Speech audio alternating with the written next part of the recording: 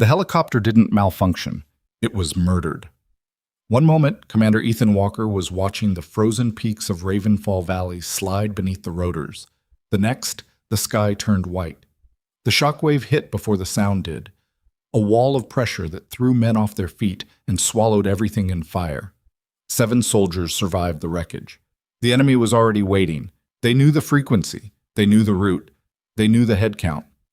Someone had sold this mission before the boots ever left the ground. And the only person who figured it out was a woman nobody was supposed to know existed. Watching from a mountain ridge with a cold rifle and orders that said, "Do not interfere."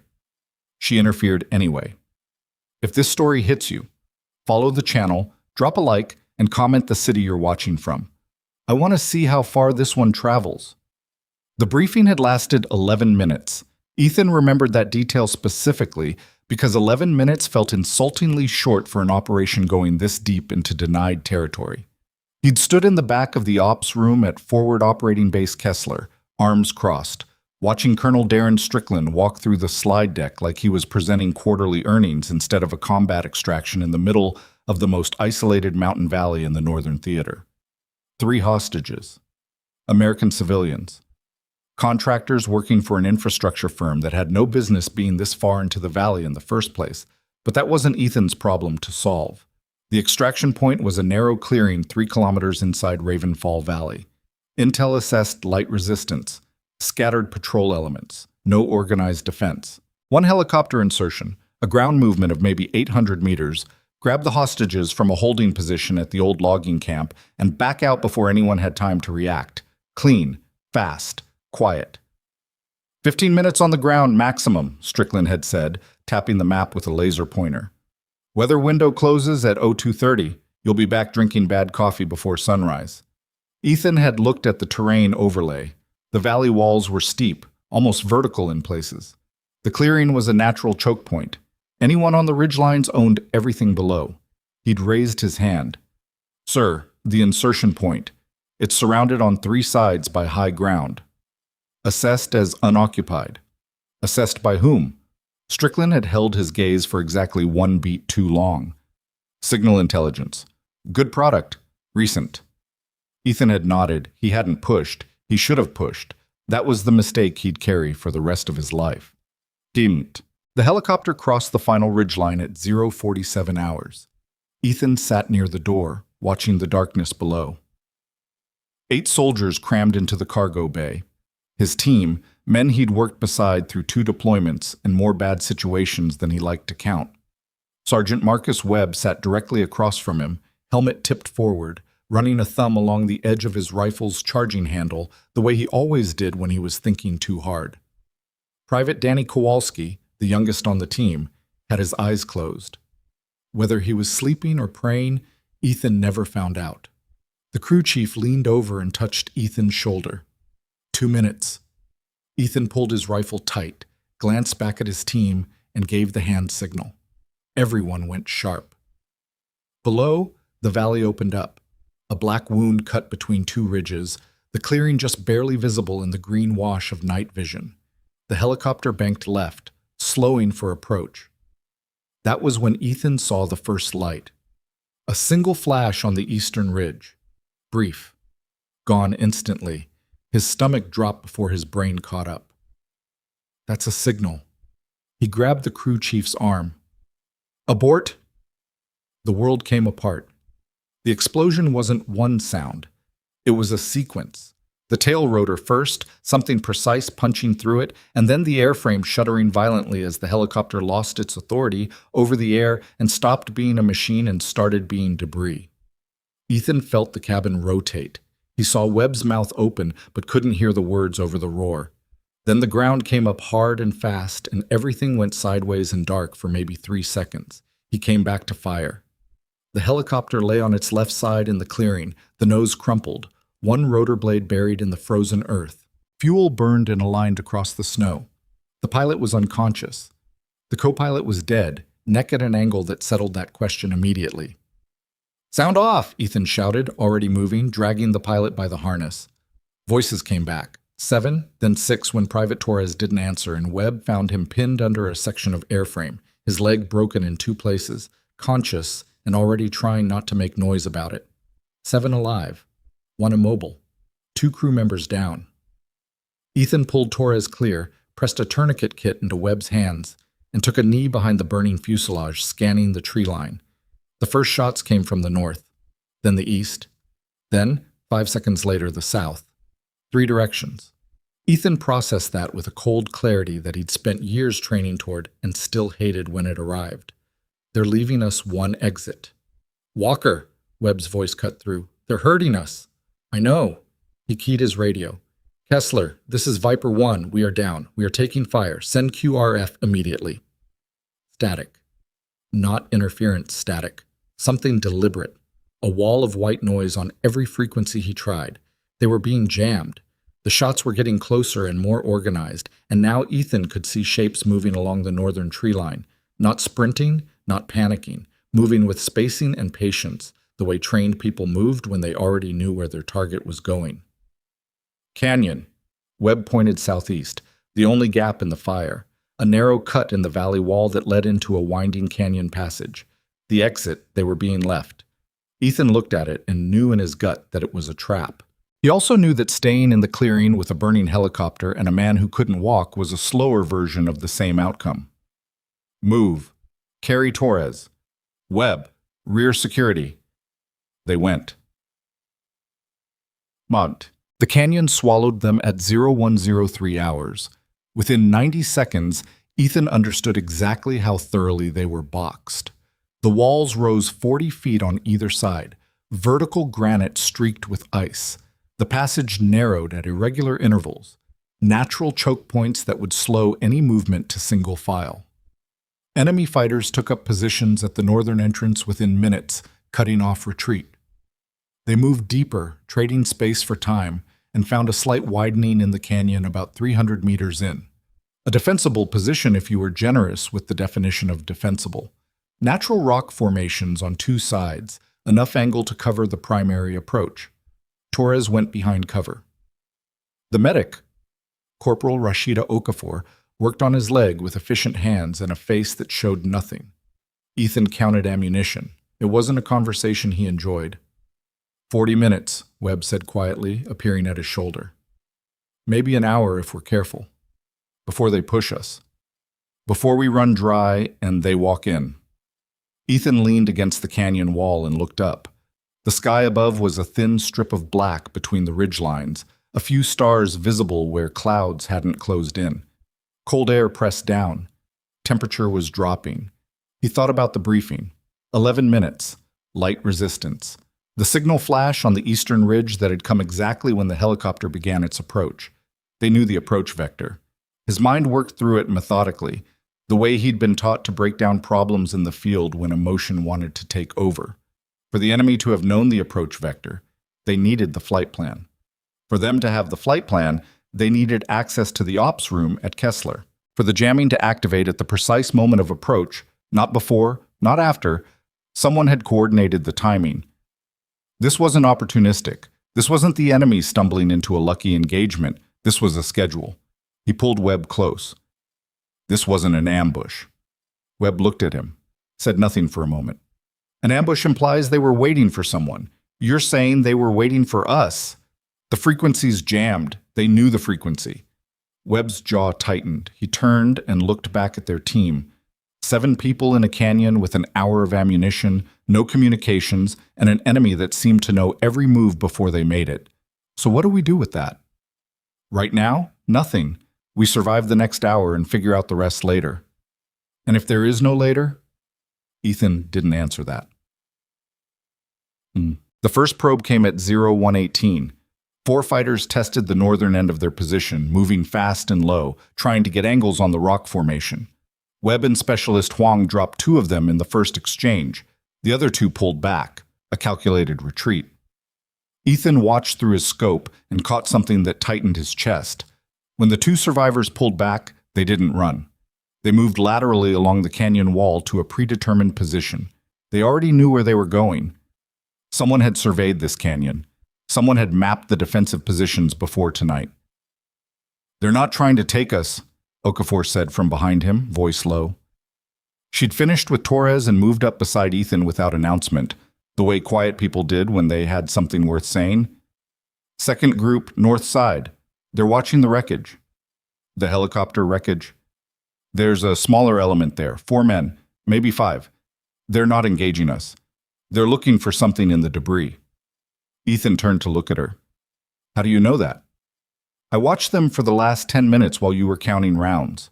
She handed him a small monocular, civilian grade, not standard issue. Borrowed from Torres, south lip of the canyon, look left of the fuel burn. He raised it. She was right. 4 figures worked through the helicopter wreckage methodically. Not looting, not checking for survivors. Searching, systematically moving through sections of the airframe with purpose, pulling panels, checking compartments, looking for something specific. What was on that helicopter? Ethan said. Not to Okafor, to himself. But Okafor answered anyway. Besides us, the standard comms package, weapons, medical, and the intel module. He turned to her. The black module, she continued, keeping her voice flat. Standard data package. Mission logs, frequency allocations, embedded operational intelligence. Gets pulled and destroyed on any downed aircraft, but it survives crashes. It's hardened. It can be recovered. Ethan went still. If someone had sold this mission, they'd sold it to people who wanted what was in that module. Not just to eliminate Ethan's team, but to recover a device containing information about operations that went far beyond tonight. Names, frequencies, future operations. The team was bait. The helicopter was the delivery mechanism. And the moment those figures found the module, Commander Walker, the voice came from his radio. A woman's voice, calm, precise. Zero static, which meant she was transmitting on a frequency nobody was supposed to know. Every person in earshot stopped moving. Ethan raised the handset. His thumb hovered over the transmit key for a moment. Who is this? Someone who's been watching your position from the western ridge for the last 22 minutes. You have 3 minutes before the main element pushes your southern exposure. There's a secondary passage 12 meters behind your position, partially concealed by the rock overhang. You need to move to it now. Webb's hand went to his sidearm instinctively. Ethan held up a fist. Hold. How do you know about the southern exposure? He said. Because I've been mapping their positions since they started moving, and I can see things from up here that you can't see from down there. Commander, I'm not your enemy, but you're going to have approximately 90 seconds of argument time before that window closes. He looked at Webb. Webb looked back, expression unreadable. Ethan keyed the radio. What's your call sign? A pause. I don't have one tonight. He looked at the canyon wall, looked at his team. 7 people, one of them unable to walk, all of them burning through ammunition they couldn't replace. He looked toward the southern exposure, where the shadows were starting to shift. Webb, secondary passage behind us. Take Torres. Move. Webb opened his mouth. Now, Marcus. They moved. Don't. The main push came 67 seconds later. 6 fighters came fast over the southern rocks, right where Ethan's team had been positioned 30 seconds earlier, and found nothing but cold ground and boot prints in the frost. Ethan watched from the secondary passage, a narrow cut barely wide enough for a man with gear, as the enemy element swept the abandoned position with the frustrated efficiency of people who'd been certain they had the angle right. Huang exhaled quietly next to him.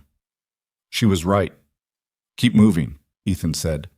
The passage ran 20 meters and emerged into a slight widening, still contained but marginally better, higher angle on the northern approach, a rock shelf that could serve as elevated cover. Ethan pressed his back against the wall and keyed the radio. We're in the secondary position. I see you. A pause. There are 41 fighters total in the valley, 12 at your northern entrance, 6 you just watched come through the south, the rest staged at the logging camp in the eastern ridgeline. They're not pushing hard yet because they think they have time. Do they? Yes, your ammunition situation is worse than theirs and they know it. Ethan's grip tightened on the handset. And the men at the wreckage? Silence. Longer than it should have been. They found what they were looking for, the woman said. About 4 minutes ago. Something settled cold in Ethan's chest. The intel module. Yes. He closed his eyes for exactly 1 second, then opened them. Talk to me, he said. Tell me what I'm actually dealing with. Another pause. When she spoke again, her voice had shifted, not softer exactly, but more precise, like someone choosing words carefully. The hostages are real. They're alive. The logging camp, northeast of your current position, 700 meters. But the mission you were briefed on, the clean extraction, light resistance, that mission was designed to fail. Someone gave the enemy your insertion coordinates, your frequency, your head count, and your timeline. The hostages were the mechanism to get you here. The helicopter crash was meant to look like a mechanical failure. And once everyone in this canyon is dead, there's no one left to contradict whatever story gets filed back at Kessler. Webb had moved close enough to hear. Ethan could see the muscle working in his jaw. And the module, Ethan said, contains enough to trace the source of the betrayal. That's why they needed it recovered. That's why you and your team cannot be allowed to leave this valley. She stopped. Then, Commander, I need you to understand that I'm telling you this against explicit orders. I'm here to observe. That's the whole of my mandate. Then why are you talking to me? The longest pause yet. Because your youngest soldier just passed out from blood loss and shock, she said quietly, and I watched him hit the ground, and I couldn't just keep writing notes in a log. Ethan turned. Danny Kowalski was on the ground. Okafor was already moving to him, tearing open a pouch. He hadn't even heard the kid go down. Okay, Ethan said into the radio, his voice coming out harder than he intended. Then help us.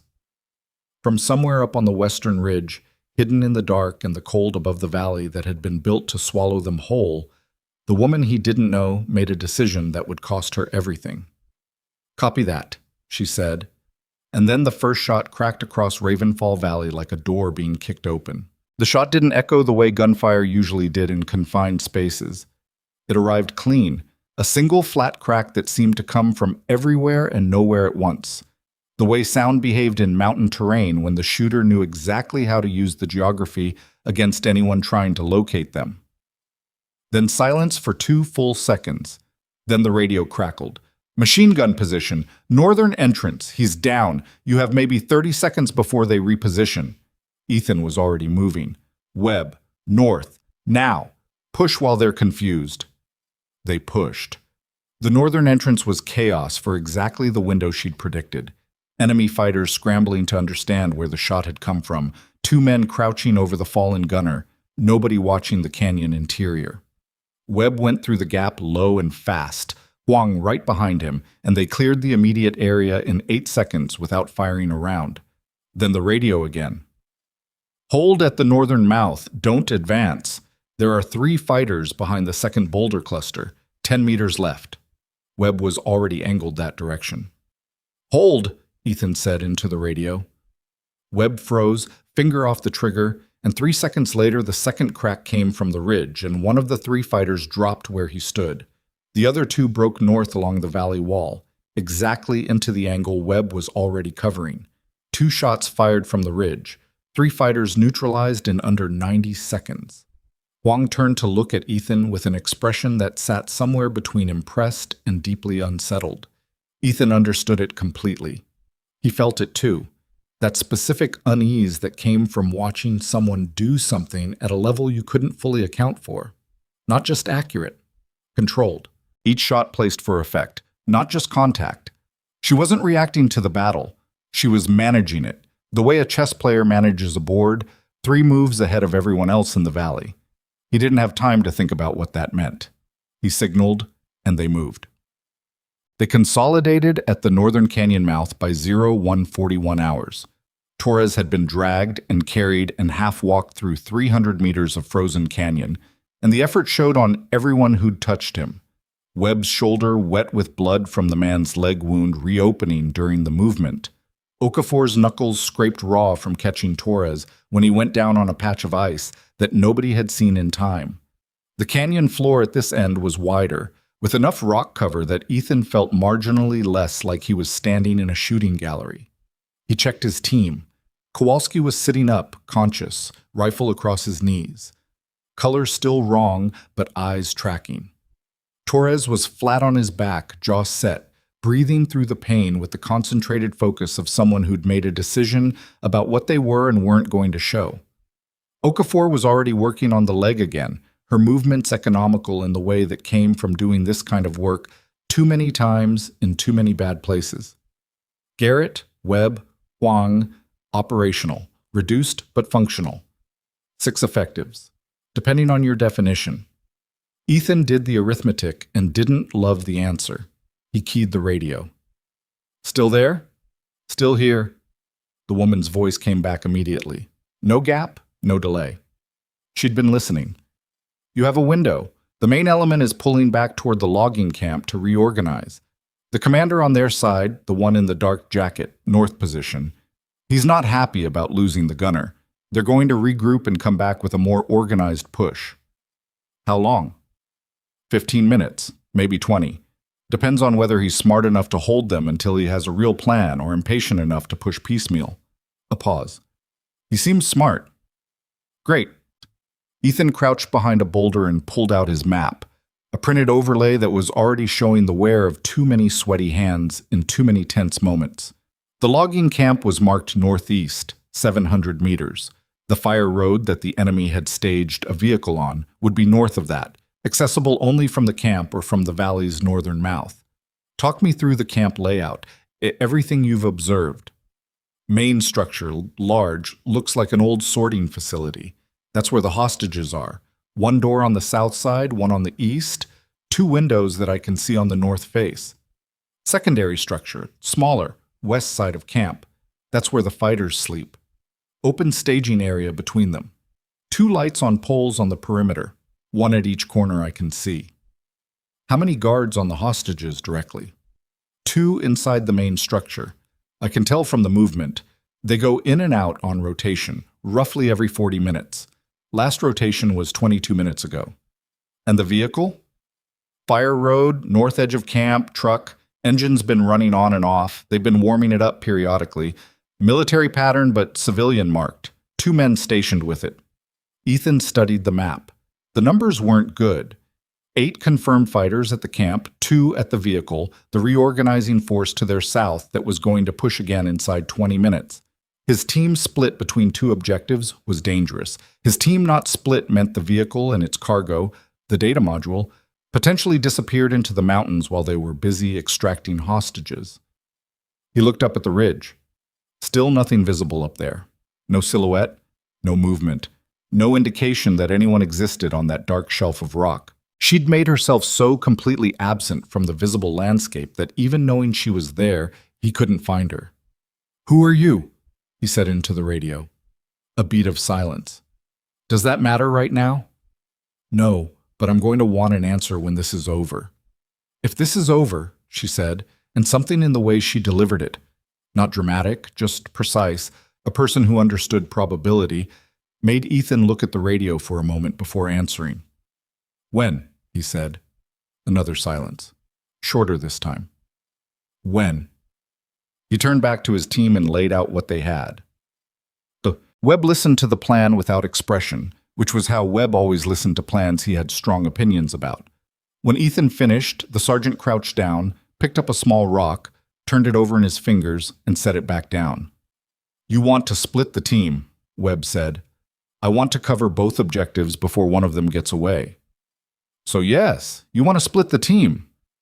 Webb looked at Torres, then Kowalski, then back at Ethan. "You're taking 2 effectives to go after a vehicle with armed guards, while I take the rest to hit a defended camp with a broken man and a kid who's running on fumes." "When you say it like that, I'm saying it exactly like it is." "Then yes," Ethan said. "That's what I'm saying." He held Webb's gaze. "The module leaves this valley, the evidence disappears. The person who sold this mission walks, and nobody who died here tonight means anything." Webb looked at him for a long moment. His face did the thing it did when he was working through an argument he knew he was going to lose because the logic was sound, even though the operational picture was ugly. He exhaled through his nose. "Radio contact every 3 minutes," Webb said. "Every 3 minutes. You go dark for more than 5. I'm coming north myself. Noted. And Walker. Webb's voice dropped. Don't be stupid about the vehicle. You take it clean or you don't take it. Don't get Huang killed over a box. Ethan nodded. Webb turned back to the team and started reorganizing load distribution with the quiet efficiency that made him good at his job. Pulling extra magazines from Torres's rig, redistributing medical supplies, adjusting assignments without wasting words on it. Ethan keyed the radio. You heard that? I heard it, the woman said. I'll guide Webb's team to the camp, drainage cut on the western side. I told you about it earlier. It adds distance but keeps them off the valley floor. And the vehicle? I can give you a window. When you're in position north of the camp, I can create a distraction on the south side. Give you 4, maybe 5 seconds where the vehicle guards are looking the wrong direction. A pause. But Commander, if I engage the southern side of the camp, I'm revealing my angle to everyone in the valley. I know. The fighters who are regrouping to your south, they'll have a bearing on my position within 2 or 3 shots.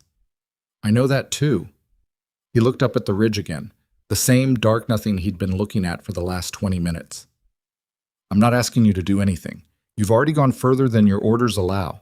I need to know if it's possible. She didn't answer right away. He could hear something in the background, but wind maybe. The particular sound of high altitude in the dark, thin and cold, and indifferent to everything happening below it. It's possible, she said. Then here's what I'm asking. Wait until we're both in position. I'll call it when we're ready at the vehicle. Webb will call it when he's at the camp perimeter. When you hear both calls, you choose your engagement order. You're giving me tactical discretion. You're the one with eyes on the whole board.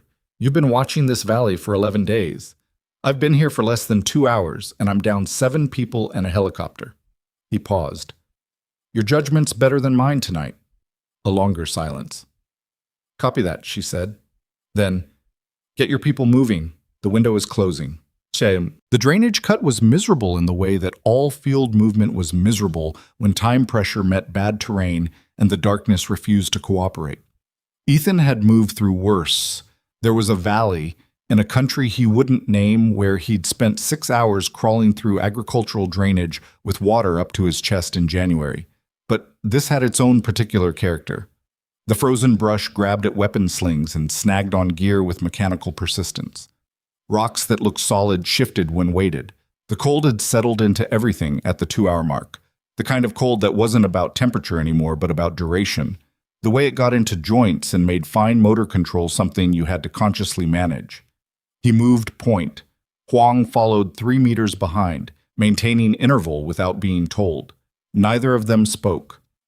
From the south, behind them, Webb's team would be starting down the same cut, moving slower with Torres and the hostages still ahead of them as an objective. Ethan pushed the thought of that aside. Webb had done harder things. Webb was probably doing harder things right now and not thinking about Ethan's element at all, which was the correct approach. The radio gave him periodic updates in short bursts. Enemy fighters at the camp shifting positions as the reorganized southern element filtered back in.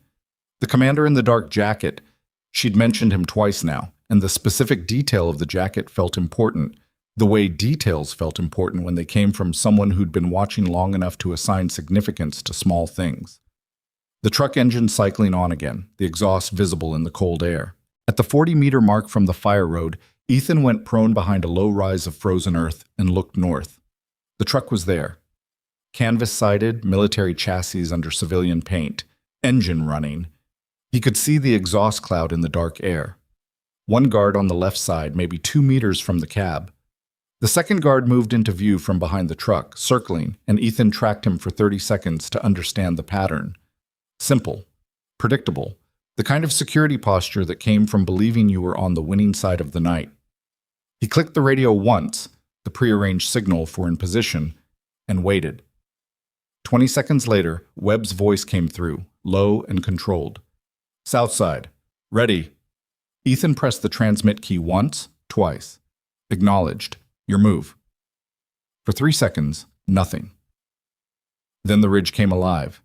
2 shots, fast, in the direction of the camp's south perimeter, not at the vehicle guards, deliberately away from them, But the sound rolled across the valley floor and bounced off the camp structures, and both vehicle guards did exactly what most people did when gunfire erupted nearby. They turned toward it. Ethan was moving before the echo finished.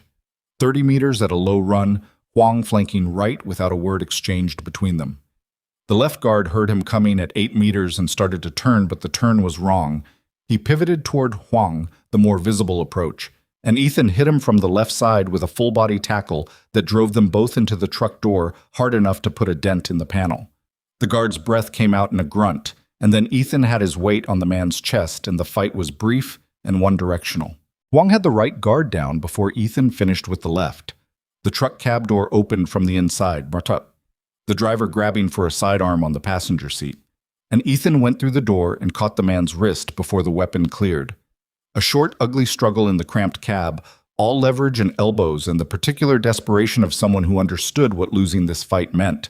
The driver was strong, younger than Ethan expected, but the angle was wrong, and when Ethan got his weight right, the outcome wasn't in question. The sidearm went across the cab. The driver went against the steering column. The data module was on the passenger seat, small, matte black, serial number along the bottom edge, looking completely ordinary in the way that things holding catastrophic information tended to look completely ordinary. Ethan grabbed it, pressed it against his vest. From the camp, 40 meters south, the controlled percussion of Webb's team clearing structures rolled across the compound. Disciplined bursts, the distinct cadence of people who'd trained for exactly this, moving fast through confined spaces with no margin for hesitation. Then Garrett's voice on the radio, tight and clean.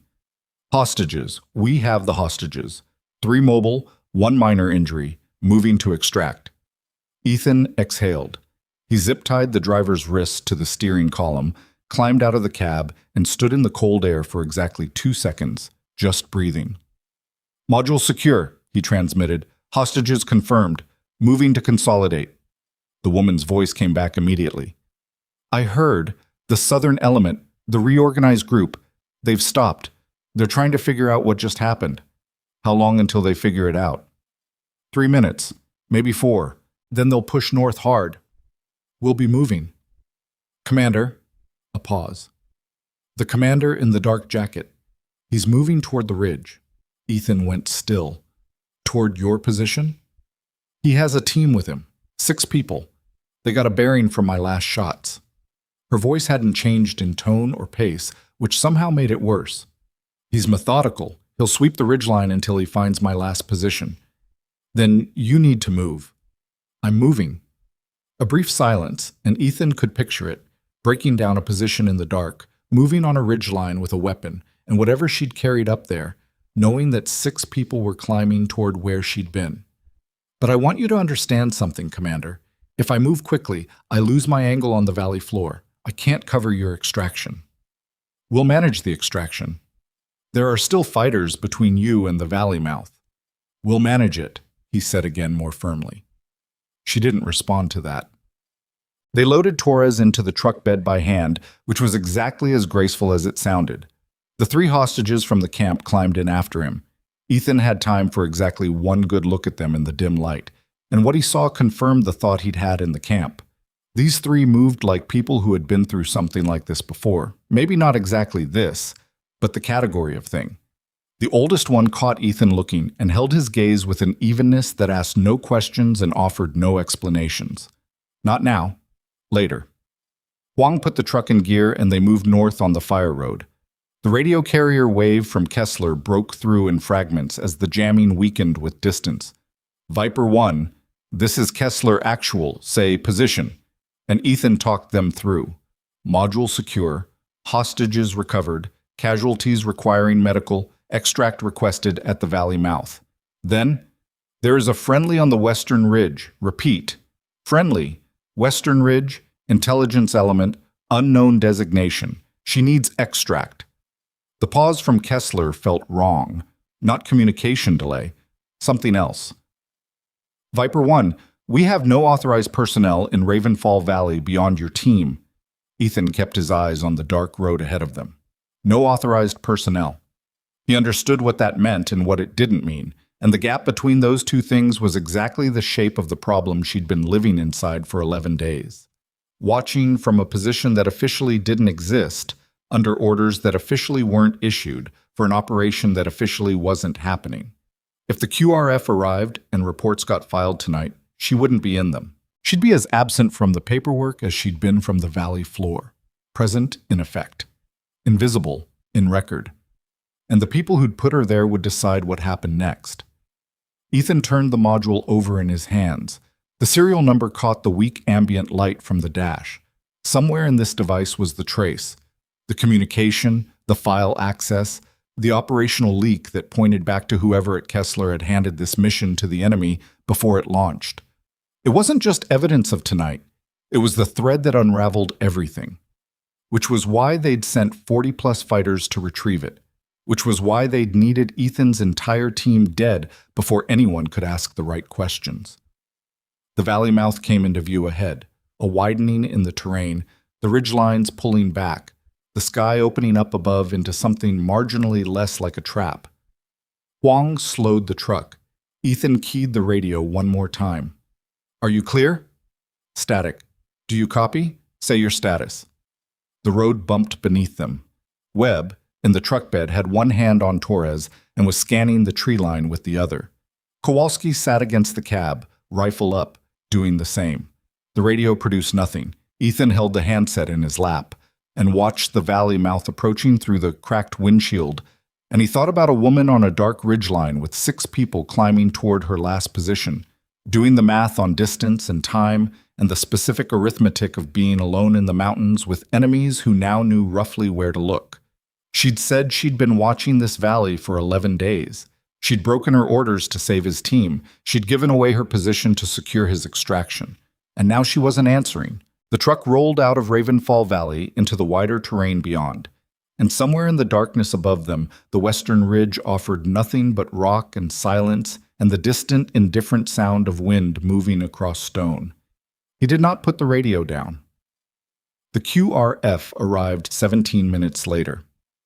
2 vehicles, a hardened transport and a medical truck, rolling in from the northern approach with headlights cutting through the pre-dawn dark. Ethan stood at the valley mouth and watched them come and felt none of the relief he was supposed to feel. Relief required a problem being solved, and the problem wasn't solved. The hostages were out. The module was in his vest pocket. His team was alive in the specific technical sense of the word, but the radio in his hand had been silent for 22 minutes. The first vehicle stopped and a figure jumped out before it fully settled. Captain Dara Niles, QRF commander, moving fast with the particular energy of someone who'd been briefed on bad numbers during the drive-in. She reached Ethan and her eyes did the quick automatic inventory that field officers did, scanning his team behind him, counting, assessing. "How many casualties?" she said. "Torres, leg, 2 fractures, significant blood loss, stable. Kowalski, rib laceration, shock, walking. Garrett, head laceration, minor." Ethan paused. "Pilot from the insert bird is alive. Co-pilot is still in the valley." Niles absorbed that without flinching. "And the hostages?" 3. In the truck bed. The oldest one isn't what his ID says he is, but that's above my pay grade." She started to turn toward the truck. "Captain?" Ethan caught her arm. She looked at the hand, then at him, with the expression of someone who didn't love being grabbed, but was willing to hear the reason. "There's a friendly still in the valley, Western Ridge. She needs extract." Niles went still. "She. Unknown unit. Intelligence element. She's been running observation in Ravenfall for 11 days. He kept his voice level. "She broke cover to support our extraction. Last known position, Western Ridgeline. Last communication was 22 minutes ago. She went dark after reporting that an enemy element was climbing toward her position." Niles looked at him for a long moment. Something moved through her face. Not disbelief exactly, more the expression of someone who recognized a problem that was bigger than it appeared on the surface. "Kessler told me no authorized personnel were in the valley beyond your team." "I know what Kessler said." "So you're asking me to send people back into an active enemy zone for a person," Ethan said, "who saved my team, who gave up her position to buy us extraction time." He held Niles's gaze. "She had orders to observe only. She broke them. For us. The QRF captain looked at the valley mouth. The darkness inside it had the quality of something that was done with them. A door that had been held open and was now swinging closed. After a moment, she pulled her radio and said something into it that Ethan couldn't hear clearly. Then she turned back. Medical gets your people first. 10 minutes. Then I'm sending 2 of my people in on the western approach to look for your contact. I want to go with them. You've been in a crash and a firefight, and you haven't slept. You're going to stand here and let my medics check you over, and you're going to brief my senior NCO on everything you know about her last position. And then you're going to wait. She said it without hostility, just the flat, factual delivery of someone accustomed to being obeyed. That's how this works. Ethan looked at the valley. 23 minutes now. He handed his radio to Niles. She was on this frequency. If she transmits, I want to know immediately. Niles took it. The medics worked fast. Torres went into the medical truck with the kind of concentrated attention that his leg demanded, and Okafor briefed the lead medic in the clipped, overlapping shorthand of 2 people who spoke the same professional language. Kowalski sat on the running board of the transport and let someone clean the wound along his ribs with the resigned expression of a person who'd lost the argument about being fine. Ethan stood at the edge of the activity and looked at the module in his hand. Garrett appeared beside him. The cut above his eye had been taped closed, the dried blood wiped away. He looked like he'd aged 4 years since the helicopter went down, which felt about proportional. She's not answering, Garrett said. No. You think she got out? Ethan thought about the 3 shots from the ridge, the precision of them, the economy, the way they'd arrived exactly when needed and stopped exactly when their purpose was served. He thought about a person who'd spent 11 days invisible on a mountain, watching a valley full of people who didn't know she existed, someone who'd chosen 11 days of silence over the moment she'd chosen to speak. I think she's been in worse situations than 6 fighters on a ridgeline, he said. That's not the same as knowing she's okay. No, Ethan agreed. It's not. Garrett was quiet for a moment. Who do you think she works for? Not us, not directly. Ethan turned the module over. She knew about this before we did. Before the mission was filed, before Strickland's briefing. Whoever put her in that valley had intelligence we didn't have access to. So they knew the mission was compromised. They knew enough to put an observer in place before the mission even existed on paper. He looked at Garrett. Think about that. Garrett thought about it. His expression shifted into something that wasn't quite unease but was working in that direction. That means somewhere above Kessler. Above Kessler, above the people who signed off on our operation, there's someone who knew the mission was being sold and sent one person to watch it happen. Ethan's voice came out harder than he intended. One person, with orders not to interfere. The unspoken implication hung between them. Someone had calculated that it was more valuable to watch the betrayal unfold than to stop it, to gather intelligence on the leak, to trace it back to its source, to let the operation play out and document what happened. One observer, no interference, except she'd interfered, because she'd watched Kowalski hit the dirt and made a different calculation. Niles appeared at his shoulder. My people are moving. Western approach, 2-person element, your frequency. She handed his radio back. They'll check the last known position and sweep 200 meters north and south of it.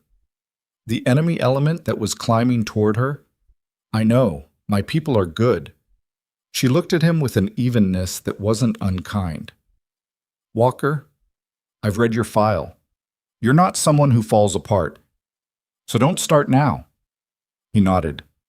She walked away. He looked at the radio. 40 minutes passed the way bad waiting always did, in pieces that felt both long and structureless, time refusing to organize itself into anything useful. The hostages were being processed. Torres was stabilized and ready for movement. Kowalski had fallen asleep sitting up against the transport tire, which the medic said was fine, and probably the best thing for him. Webb sat on the hood of the captured truck and cleaned his rifle with the focused thoroughness of a man who needed something to do with his hands. Ethan sat in the transport cab and listened to the radio. At the 43-minute mark, Niles's QRF element checked in. They'd reached the last known position on the western ridge. Ethan pressed the handset against his ear and caught every word. Kessler, Element 2. We're at the LKP on the western ridge. I've got a firing position. Prone, concealed. Good work. Brass in the snow. Looks like she was here a while. A pause. No contact. She's moved. Another pause. There's blood on the rock about 15 meters north of the position. Not a lot, but it's there. Ethan closed his eyes. A mount? Niles's voice. Maybe a handprint. Smeared, like someone caught themselves on the rock while moving. A pause. It's not arterial, not a lot. Could be a graze. Continue the sweep. Copy. Ethan opened his eyes and looked out the windshield at the valley mouth. Could be a graze.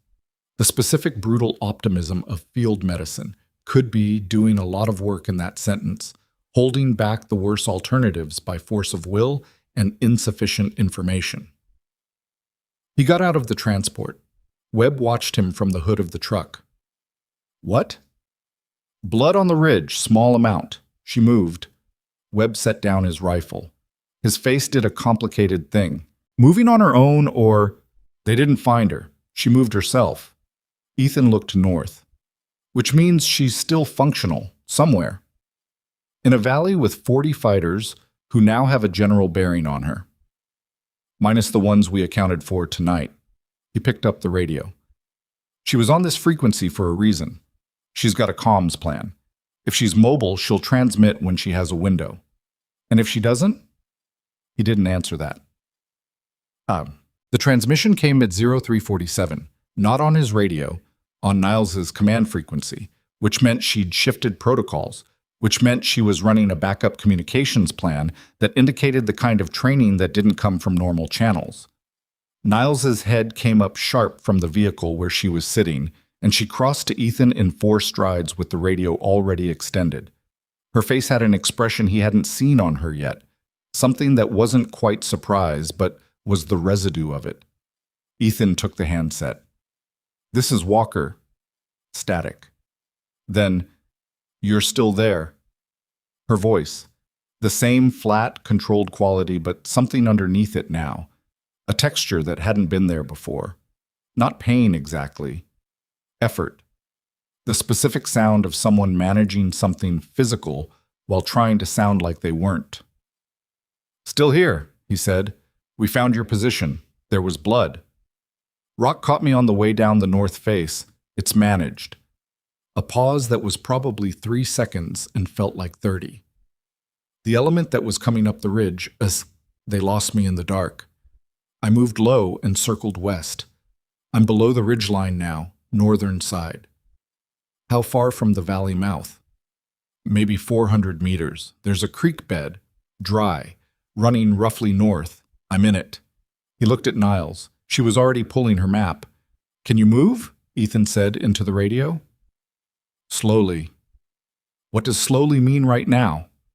A brief silence. It means slowly. Something tightened in his chest. Okay, stay in the creek bed. We're coming to you. Walker, we're coming, he said, and something in his voice must have settled the argument before it started because she didn't push back. Niles sent her 2-person element back in from the northern approach with Ethan alongside them, over the objection that he expressed, and then dropped when it became clear the objection wasn't going anywhere. Webb stayed with the team. Ethan went. The northern approach to the creek bed was open terrain, flatter, less technical than the valley interior, and they moved at a pace that balanced speed against noise. The 2 QRF soldiers were competent and quiet, following Ethan's lead without requiring explanation, which he appreciated. The creek bed appeared as a depression in the terrain, banks maybe 3 feet high, the bottom dusted with frost and patches of old snow that had compressed into something closer to ice. They swept it for 70 meters before Ethan saw movement in the shadows ahead. A figure against the northern bank, sitting rather than lying down, which he noted as a positive sign even as he registered the angle of the posture. Walker, he said, keeping his voice low. Here. The voice came from the shadow, before the figure resolved clearly. He went to her. Lena Voss looked like someone who'd spent 11 days on a mountain in winter and then been grazed by a rock while moving across a ridgeline at speed in the dark, which was exactly what she was. Her jacket was torn at the left shoulder, the tear dark with blood that had dried at the edges, still wet at the center. She had her rifle across her lap and her back against the creek bank, and when Ethan crouched in front of her, she looked at him with eyes that were tracking and alert and didn't quite manage to hide the fact that the last 30 minutes had cost her something. "You're hit," he said. "Rock fragment. Ricochet off the face when I was moving." She shifted, and something in the movement showed him what slowly had meant. "It's not deep. Okafor can deal with it." "Okafor is with the team." "Then the QRF medic." "Whoever. I've had worse." She looked past him at the two QRF soldiers. "Clear?" "Clear," one of them said. She nodded, started to stand, and Ethan put a hand under her arm without asking. She let him, which told him more than anything she'd said. "The module?" she said. "In my vest." "The hostages?" "Out. All three. Moving to extract." She processed that in the way she seemed to process most things. Quickly, internally, without making a production of it. Then something happened in her face that wasn't quite relief, but was its near neighbor. A loosening at the edges of an expression that had been held very tight for a very long time. "Good," she said. Just that. They moved north, but the medical truck was where they'd left it, and the QRF medic, a compact, efficient woman named Rourke, who had the hands of someone who'd done this in worse lighting than this, got Lena into the back of it within 60 seconds of their arrival. Ethan climbed in after her. Rourke gave him a look that asked the question without words. "I'm fine," he said. "She isn't. Work." Rourke worked. The wound was what Lena had said it was. A rock fragment, irregular, driven into the muscle below the left shoulder blade at an angle that was painful and limiting and not immediately life-threatening. Not deep enough to require surgery in the field, deep enough to explain the slowly and the posture against the creek bank and the particular care with which she'd been holding her left side. While Rourke cleaned and packed the wound, Ethan sat on the bench opposite and looked at Lena. She sat straight despite the obvious cost of it, jaw set, watching the middle distance while the medic worked. Not performing stoicism, just living in it, the way people did when pain was something they'd made an arrangement with rather than a condition they were surprised by. 11 days, Ethan said. She glanced at him. "You were in that valley for 11 days before we arrived." 12, counting the insertion. Her voice was steady. The medic found something and she pulled a short breath through her nose. 11 before your helicopter came in. Who sent you? She looked at him with an expression that was almost something, almost a smile, or the architecture of one. You know I can't answer that. You know the answer's going to come out anyway. The module has the operational trace. Whoever sent you will be in that trace. My unit will be in that trace, she said. Not necessarily the specifics of my assignment. Lena. He said her name deliberately, using it for the first time, and she registered it. A slight shift in attention, the recognition of someone who'd been referred to as she and the woman on the ridge, an unknown friendly all night, and now had her name in the room. Someone sent one person to watch a mission they knew was compromised and told her not to interfere. I want to understand who makes that decision. She held his gaze for a moment, then looked away. People who are thinking about the source, not the operation, the source of the leak. If you intervene, if you stop the mission and pull the team, the leak goes to ground. You never find them. They sell the next mission, and the one after that. She paused. So you watch, you document, you follow the money and the communications and the access logs, and eventually you build a case that can actually close the door. And the team in the valley was a calculated loss. The words came out flat, and she let them land before continuing. That was the assessment that I was aware of and that I followed for 11 days. The truck was quiet except for the sound of Rourke finishing the packing and reaching for tape. And then Kowalski went down, Ethan said. She didn't answer right away. Her eyes were fixed on a point above his shoulder, not avoiding him, just somewhere else for a moment. He's what, 22? 23. He hit the ground, and he didn't make a sound. She paused. He was trying not to slow the team down, lying there bleeding and still thinking about not being a burden. She looked at Ethan. I watched him through a scope for 40 seconds, and then I stopped writing in the log. Rourke pressed the bandage flat and said, "Done," and moved to the front of the truck with the tact of someone who understood the room. Ethan leaned forward, elbows on knees, and looked at the module in his hands. The person who sold the mission, do you know who it is? A beat. I have a strong hypothesis, she said. Does that hypothesis have a name? Yes. Is that name someone at Kessler? She held his gaze without answering, which was its own kind of answer. Ethan looked at the module. Somewhere in the data it held, the access logs, the communication records, the metadata of who had opened which files at which timestamps on the night the mission was assembled, there was a thread, a specific traceable thread that led back to a specific person who had handed 40 fighters a helicopter's flight path and a team's frequency and a timeline, and then sat in a building somewhere and waited for the report that said it had all gone according to plan. He pressed his thumb against the module's edge. When this gets pulled, he said, whoever reviews the data, your unit or mine or whatever oversight ends up with it, they're going to find your communications from the ridge, your transmissions to me. I know. That's going to be a problem for you. She looked at him with a steadiness that he found harder to read the longer he spent in proximity to it. Not resignation, not indifference, something more deliberate than either of those. I knew that when I made the first call, and you did it anyway. And I did it anyway. A pause. How's Kowalski? The shift in subject was smooth enough that it took Ethan a half second to follow it. Sleeping. Medic says he'll be fine. Something in her face moved. Small. Private. Good. He sat back. Outside the truck, the sounds of the QRF consolidating, vehicles, equipment, low voices, came through the panels with the muffled quality of things happening at a remove. Dawn was probably 40 minutes out. The sky to the east would be thinking about lightning, that first imperceptible shift from black to something slightly less absolute. He thought about the 11-minute briefing. Strickland with his laser pointer. Light resistance. Assessed by whom? And the way Strickland had held his gaze for one beat too long before answering. The man in the dark jacket, Ethan said. The commander in the valley. She waited. He moved his people with perfect information. Route, timing, frequency. He didn't have to adapt. He was running a script someone wrote for him in advance. Yes. And the vehicle with the module. It was staged.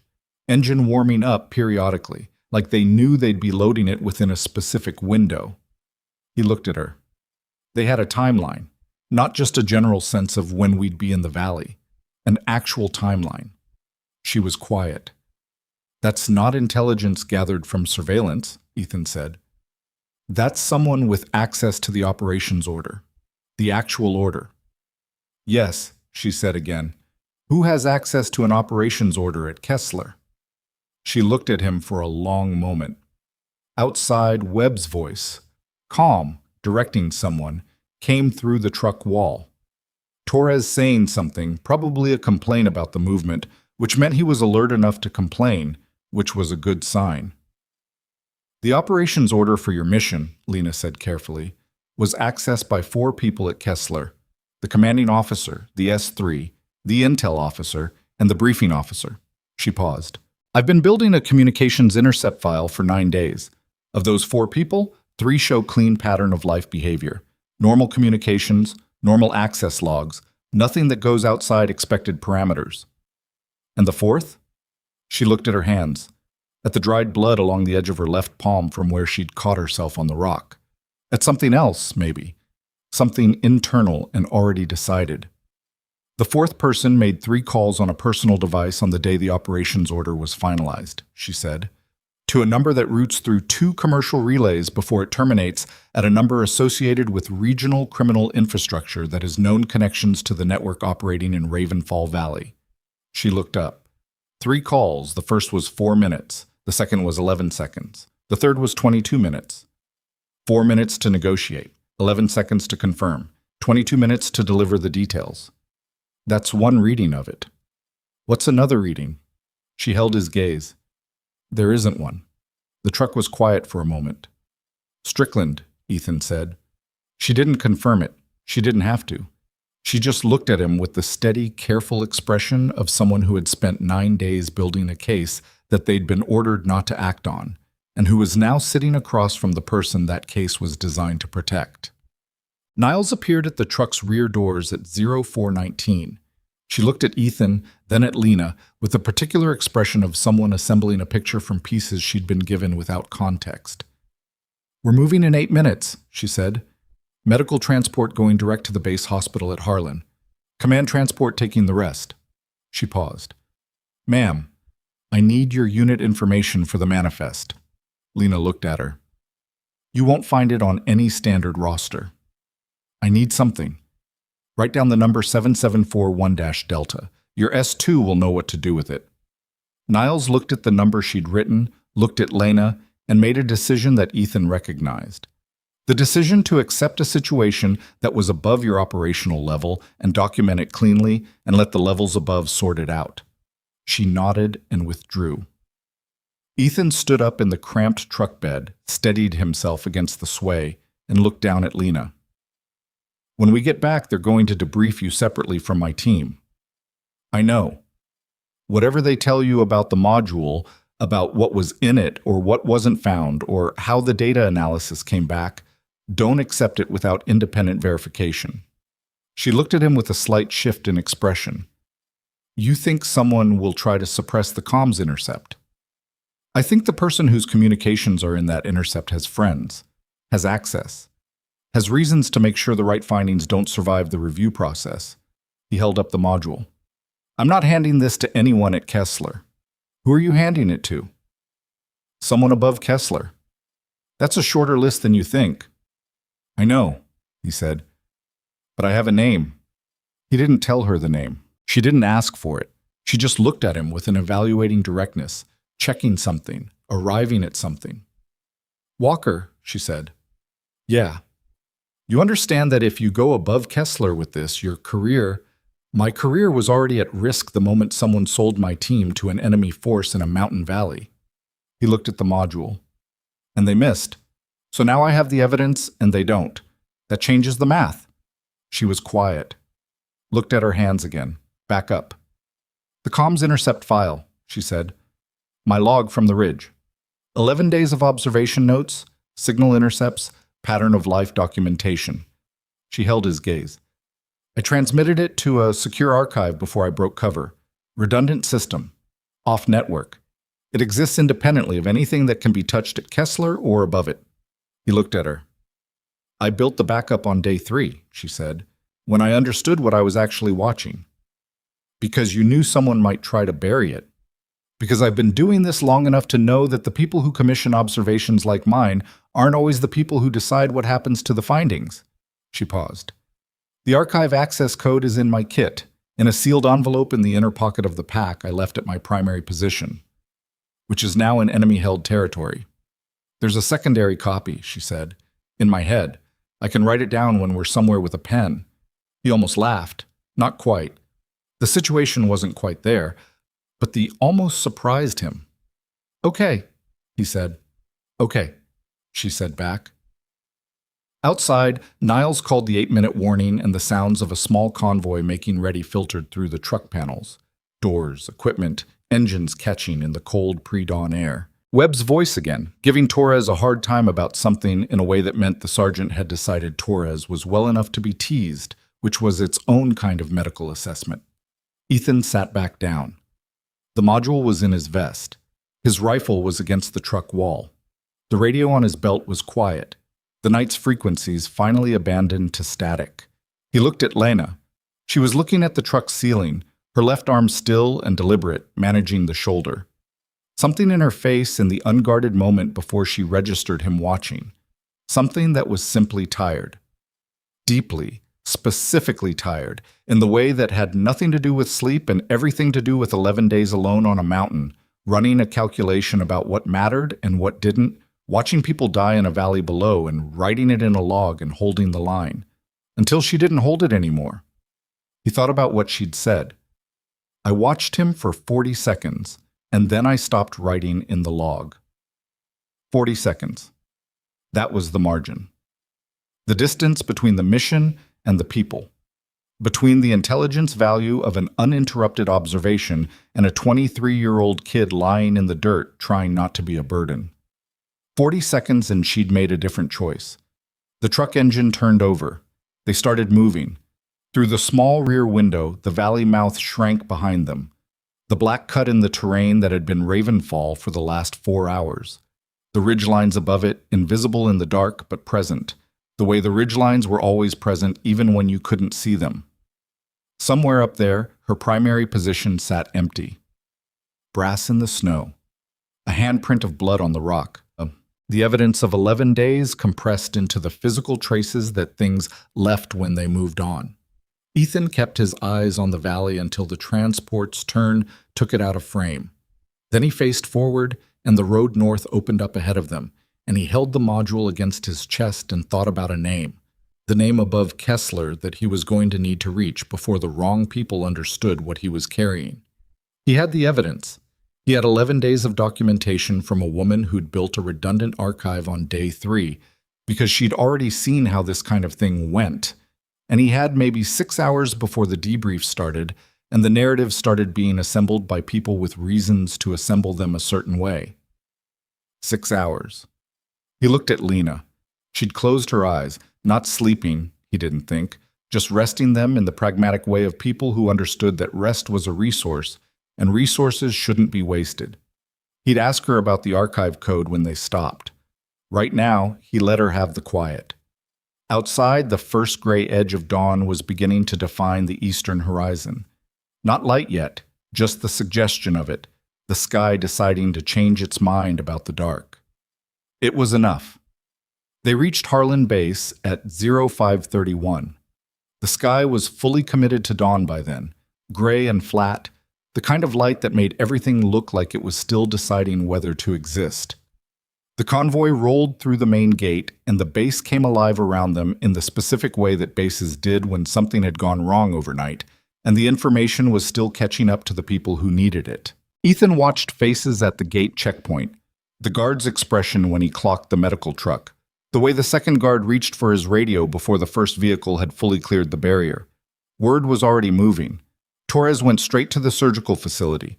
Kowalski went to the medical ward over his vocal objection, and then, when Rourke said something quiet and specific to him, without further objection. Garrett followed for sutures. The 3 hostages, who still hadn't given Ethan their real names and whom he'd stopped expecting to, were walked to a building near the command center by 2 men in civilian clothes who'd been waiting at the gate, which answered several questions and raised considerably more. Lena was assessed on site by the base surgeon and cleared from the truck under her own power, which seemed to matter to her in a way that went beyond the physical. She walked into the medical facility with the careful, deliberate gait of someone managing pain through posture, and when Ethan fell into step beside her, she didn't tell him to leave. "How long before they separate us?" she said, looking straight ahead. "We're probably already separated on paper. They'll just formalize it." "How long?" "An hour, maybe less." She nodded once. Processing. "The archive code. I need a pen." She looked around the corridor they were moving through. Medical facility, early morning, a nurse at the far end not yet paying attention to them. Lena stopped at a supply cart near the wall, found a marker used for labeling specimen containers, and wrote 12 characters on the inside of Ethan's left wrist in small, precise print. Then she capped the marker and put it back exactly where she'd found it. 3-part access, she said, voice low. First segment authenticates the archive. Second unlocks the intercept files. Third is a verification key. It proves the files haven't been altered since upload. She looked at him. Don't access it from any device connected to a Kessler network, any Kessler-adjacent network. I know a system.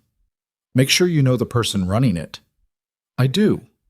He looked at the 12 characters on his wrist. How long is the documentation? 11 days of intercepts, pattern of life logs, signal analysis, and a 14-page summary I wrote on day 9 when I understood the full scope. She paused. The summary names 4 people. Strickland is the operational leak. The other 3 are the network he was feeding, the chain between him and the fighters in the valley. Ethan stopped walking. She stopped with him. 3 others, he said. 1 is above Kessler. 1 is a logistics contractor with base access. 1 is a regional intermediary, civilian, no military connection on paper. She held his gaze. Strickland didn't build this alone. He was the access point, not the architecture. He looked at the marker ink on his wrist. 12 characters, 14 pages, 11 days. Okay, he said. A door opened at the end of the corridor, and a man in a colonel's uniform walked through it with the forward-leaning posture of someone who'd been awake all night and was making no effort to hide their irritation about it. Mid-50s, heavy through the shoulders, a face that had probably been commanding at 40 and was now just used to being in charge. He saw Ethan and stopped. Commander Walker. Not a greeting, a placement. Sir? Colonel Hargrove, base commander. He looked at Lena, looked at her longer than was polite. And you are? Being assessed by your medical staff, Lena said. Her voice had gone completely neutral. Not unfriendly, not cooperative, just an empty surface that offered nothing to work with. Hargrove's jaw moved slightly. He looked back at Ethan. I need you in debrief in 45 minutes. Full incident report. The crash, the ground action, the extraction. He paused. I also need the package you recovered. Ethan looked at him. The module. The data module. Yes. It goes to Colonel Diane Mercer at the Oversight Office. He said it cleanly, without aggression, the way you stated a fact that didn't require argument. Not base command. Hargrove's expression did something complicated. I don't think you understand the chain of... Colonel Mercer's contact information is in the Operations Security Protocol for Recovered Intelligence Assets, sir. It's not a judgment call. It's a directive. Ethan kept his voice even. I'm happy to pull the regulation if that would help. The 2 men looked at each other. Hargrove had 20 years of rank on him and the specific advantage of being entirely awake, while Ethan had been in a helicopter crash and a canyon firefight inside the last 6 hours. Neither of those things changed what the regulation said. 45 minutes, Hargrove said, and walked back through the door he'd come from. Lena watched him go. Mercer, she said. You know her? By reputation. She looked at Ethan. She's thorough. That's what I need right now. She's also connected enough to weather pressure from above Kessler. That's the other thing I need. He looked toward the door Hargrove had gone through. Go get your shoulder dealt with. I need you functional. I am functional. More functional. He looked at her. I'm going to need your voice in that debrief room. Not your file, not your log, your voice. Someone who was in the valley and can speak to what was observed. She held his gaze for a moment. My unit's going to have opinions about that. Your unit sent you to watch a mission they knew was compromised and told you not to interfere. I think we're past deferring to their opinions. Something moved through her face. Not quite agreement, not quite its opposite. An honest reckoning with a complicated truth. Get your shoulder dealt with, he said again, and she went. The debrief room was a standard configuration. Table, chairs, recording equipment, a one-way glass panel on the north wall that was obvious enough that nobody pretended it wasn't there. Ethan sat on one side of the table. Across from him, Hargrove, an S2 captain named Fisk with a notepad and the slightly cornered expression of someone who'd been handed a situation bigger than his job description, and a civilian in a gray suit who introduced himself as Wallen and offered no further information about what Wallen meant or represented. Ethan had been in enough of these rooms to know that the civilian in the gray suit was the one to watch. They went through the incident chronologically. The briefing, the insertion, the crash. Ethan gave them the operational sequence with the flat precision of someone who had done this before. Times, positions, enemy contact, ammunition expenditures, casualty sequence. Fisk took notes. Hargrove listened with an expression that was professionally attentive and personally skeptical, which was his right. When Ethan reached the first radio transmission from the ridge, Wallen leaned forward. "Let's pause there," Wallen said. He had the voice of someone accustomed to pausing things. "The unknown transmission. You received it on what frequency?" Ethan told him the frequency. Wallen wrote it down. "And you responded?"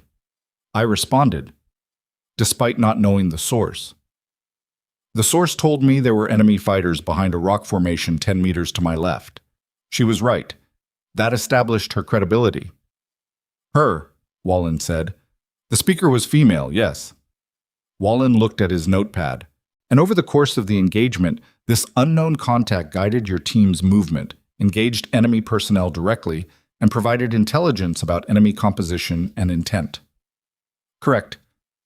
All while claiming to be an intelligence operative under observation orders." "She didn't claim it. She stated it. There's a difference."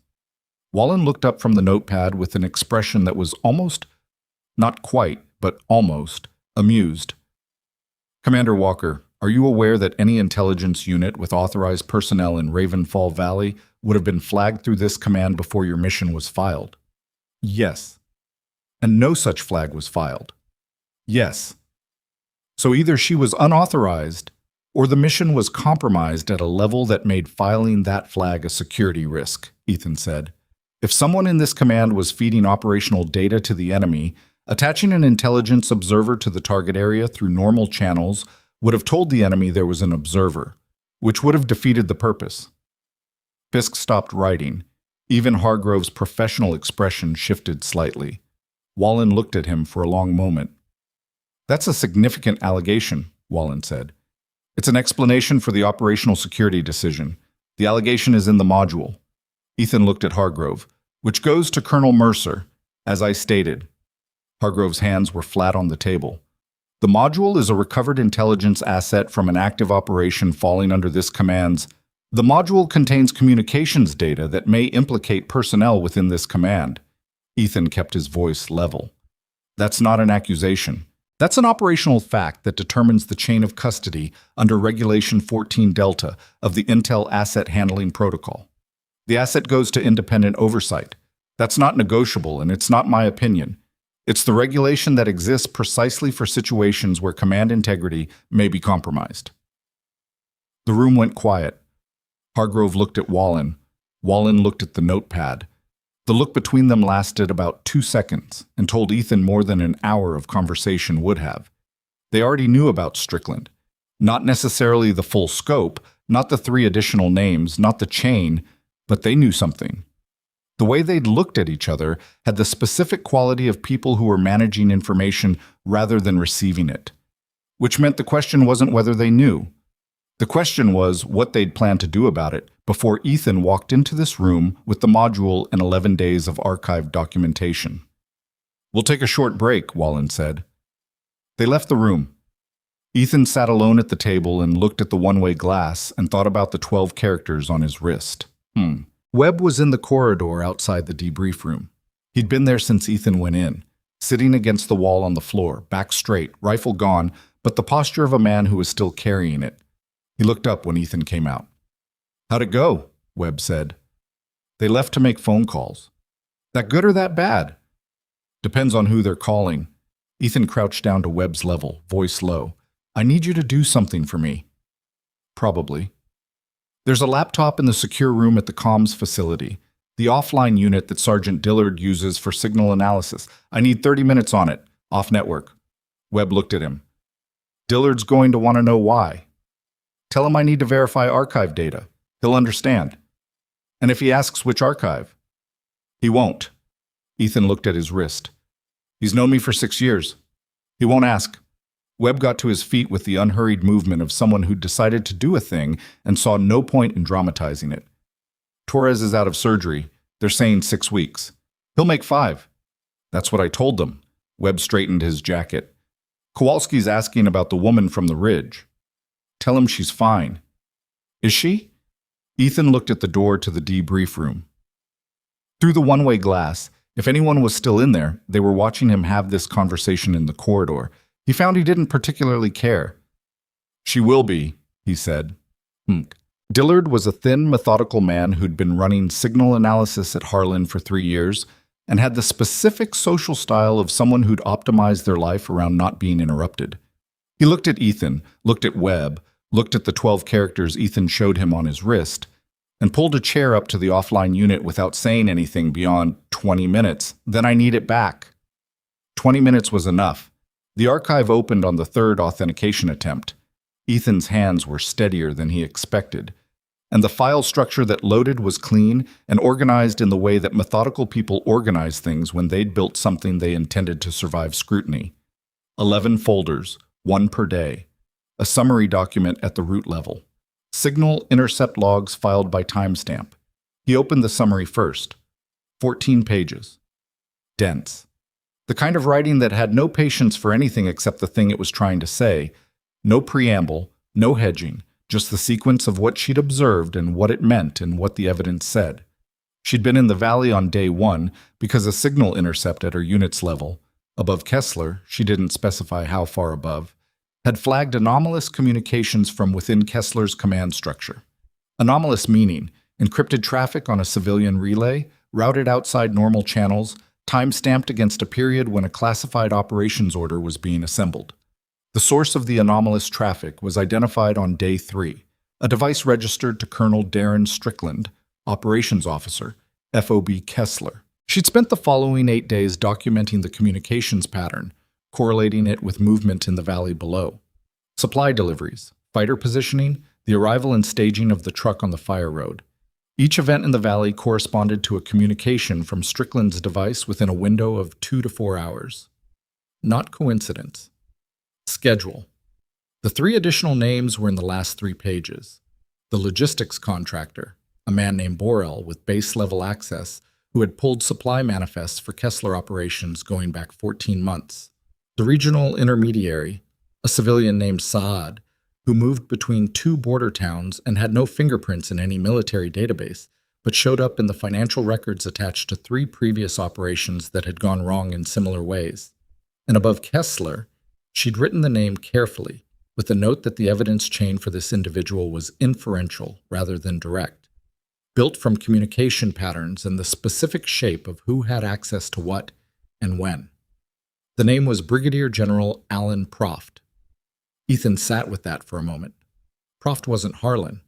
Proft was 2 levels above Harlan, operating out of a regional command that had oversight of 4 forward bases, including Kessler.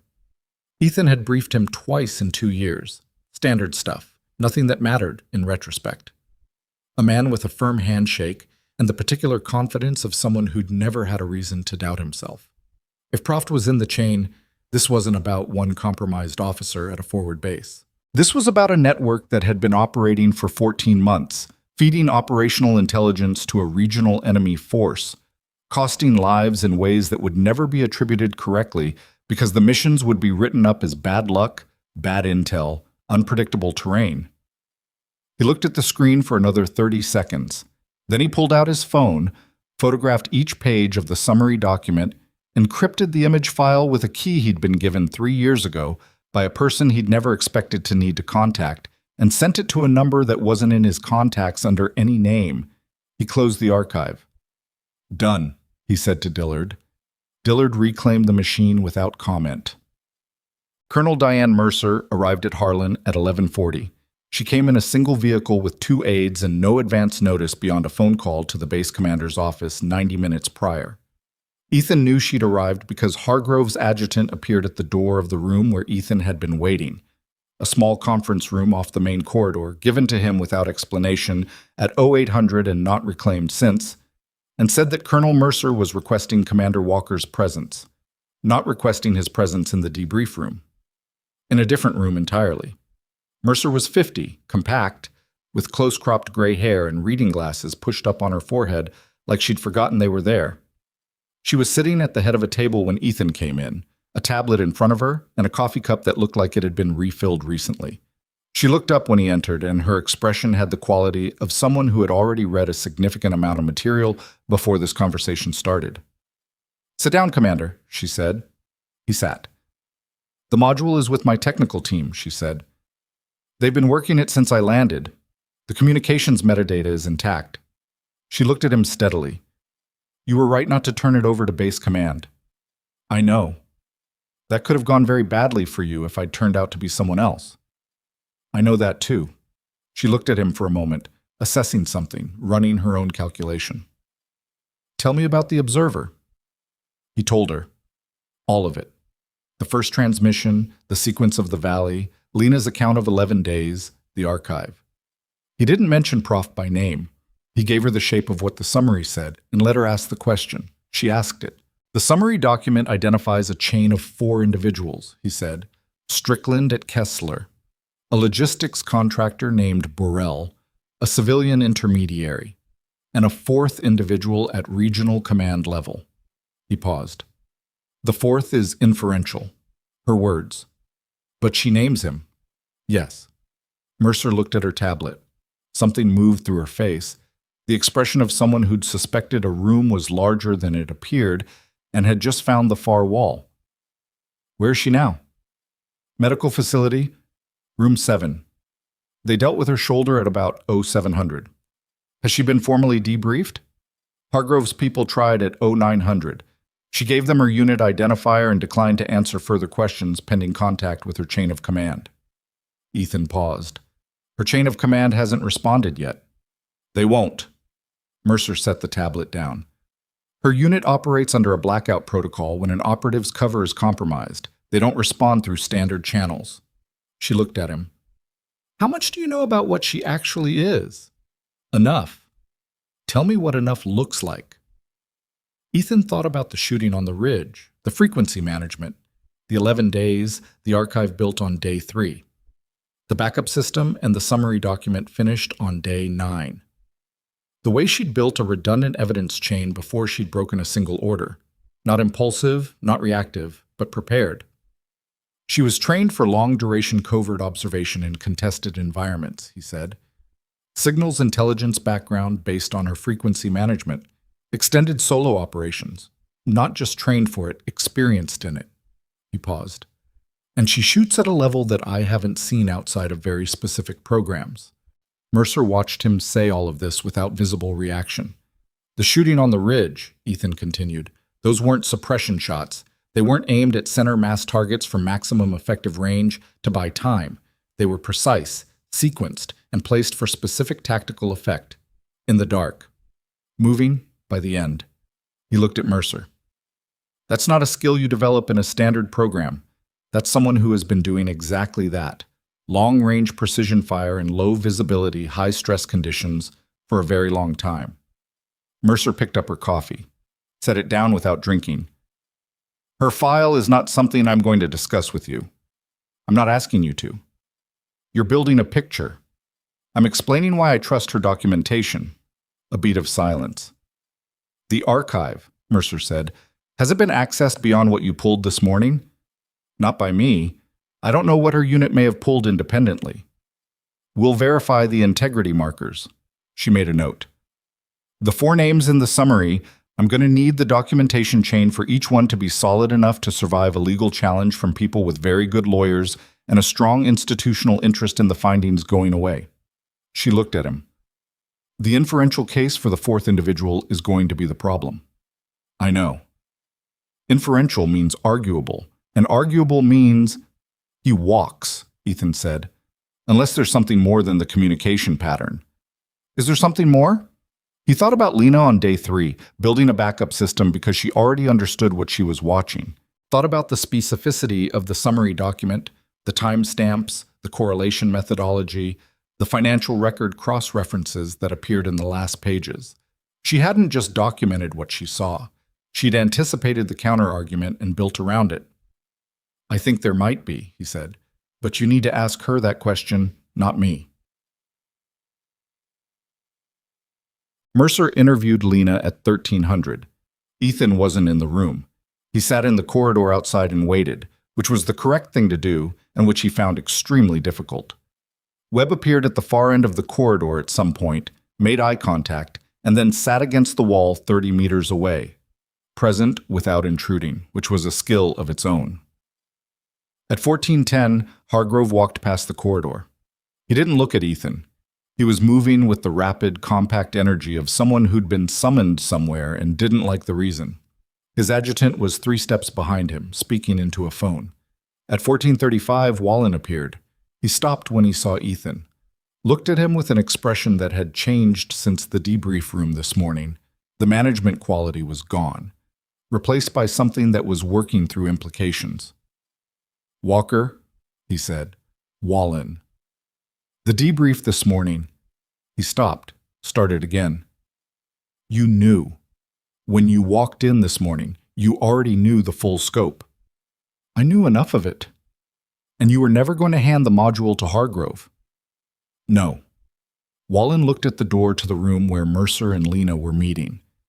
"Who else has a copy of the archive documentation?" Ethan looked at him. "Why?" "Because I need to understand the exposure." "The exposure to who?" Wallen's jaw tightened. "To the investigation. To the case. If copies are in the wrong hands..." "The copies are in the right hands," Ethan said. "That's all you need to know." Wallen looked at him for another moment. Then he walked away. Ethan watched him go and filed the exchange in the category of things that would matter later and required no action right now. At 15:12, the door opened. Mercer came out first. She looked at Ethan with an expression that had compressed from the open assessment of the morning into something more settled and more serious. "She had more," Mercer said. "I thought she might." "Financial records, 14 months of transactions through a shell company that traces back to Prof's brother-in-law." She said it quietly, without drama. She didn't put it in the summary because the summary was built to survive if it was the only thing that made it out. She kept the financial thread in her head. Mercer looked at the doorway. In her head and in a secondary archive she maintained separately from the primary. 2 archives. He hadn't known about the second one. He looked through the door. Lena was still at the table, one hand around a water glass, the other flat on the table surface. The surgeon had redone the shoulder dressing at some point, and she was moving the left arm more freely than she had in the transport. She was looking at the table with the expression of someone who had just given away something they'd been carrying alone for a long time and weren't entirely sure how to feel about the absence of it.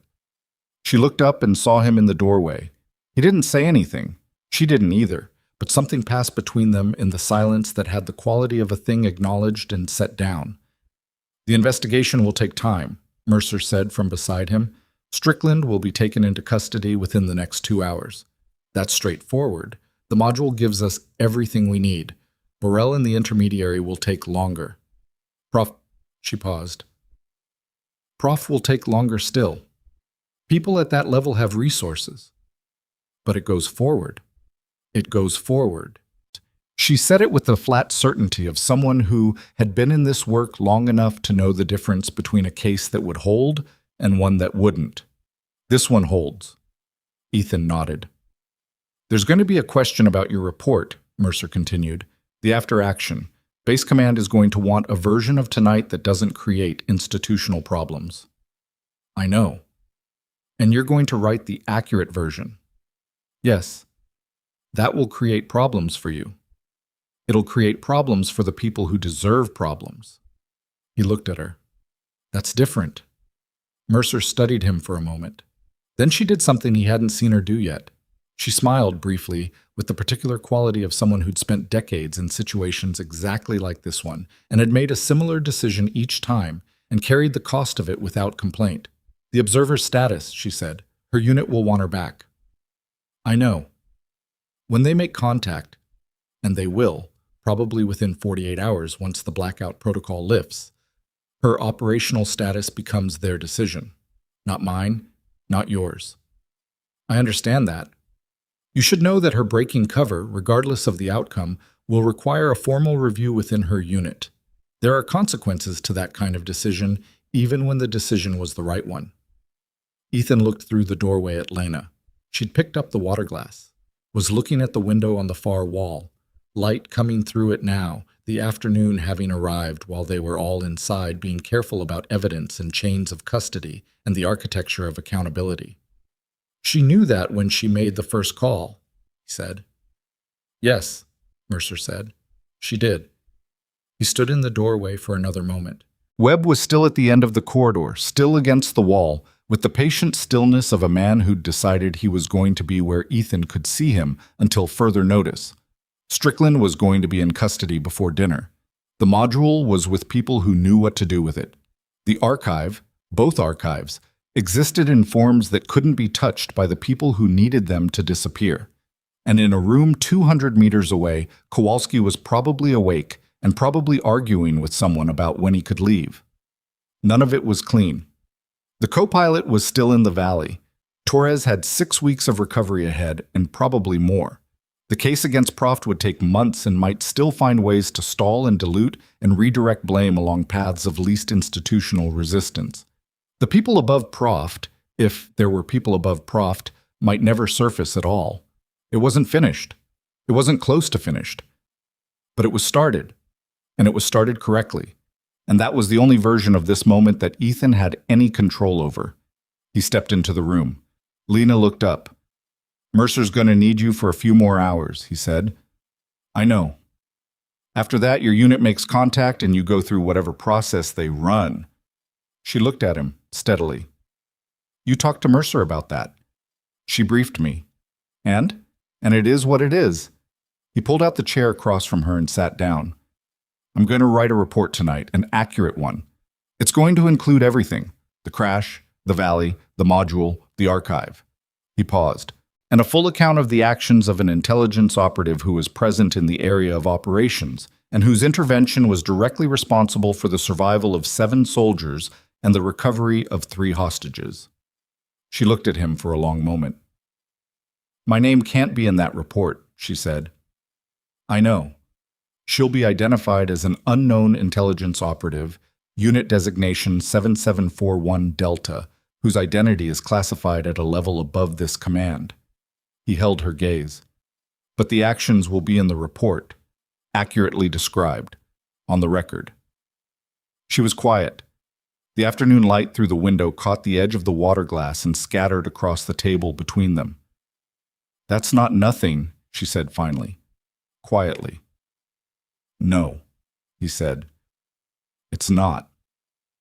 The report took Ethan 4 hours to write. He did it in the same small conference room they'd given him that morning, with a cup of coffee that went cold an hour in and a legal pad that he filled twice before moving to a terminal. He wrote it the way he'd been taught to write after-action reports in a program that had very specific opinions about language: precise, sequential, unadorned. No interpretation beyond what the evidence required. No editorial softening of the parts that reflected badly on the chain of command, which was most of it. He wrote about the briefing, the 11 minutes, the terrain concerns he'd raised and the way they'd been dismissed. He wrote about the signal flash on the eastern ridge and the exact sequence of the helicopter's destruction. He wrote the crash in clinical detail, times, positions, casualty sequence, and he wrote the canyon in the same way, and the radio contact and every action taken from 0047 to the valley mouth. When he reached the section on the intelligence operative, he wrote what he could and noted the classification ceiling on the rest. Unit designation 7741-Delta. Actions: direct fire support eliminating multiple enemy positions, tactical guidance enabling team extraction, intelligence provision identifying enemy intent regarding recovered data module, assessment: actions directly responsible for survival of 7 personnel and recovery of 3 hostages and 1 classified data module. He did not write her name. He wrote everything around it with enough precision that anyone reading carefully would understand exactly what kind of person had been on that ridge, exactly what she had done, and exactly what it had cost her to do it. Then he signed it and walked it to Mercer's temporary office at 1940. Mercer read the last 3 pages while he stood there. She didn't tell him to sit. She read the way people read things they were looking for specific language in, carefully, without expression, eyes moving in a pattern that wasn't casual. When she finished, she set it down. "This will cause you problems." "I know." Hargrove will push back on the characterization of the briefing process. "He can push back in writing. That's how it works." She looked at him. "You understand that Strickland's lawyers are going to argue that your report is motivated by personal grievance, that you were compromised by the experience, and this is an attempt to assign blame rather than document facts. They can argue that.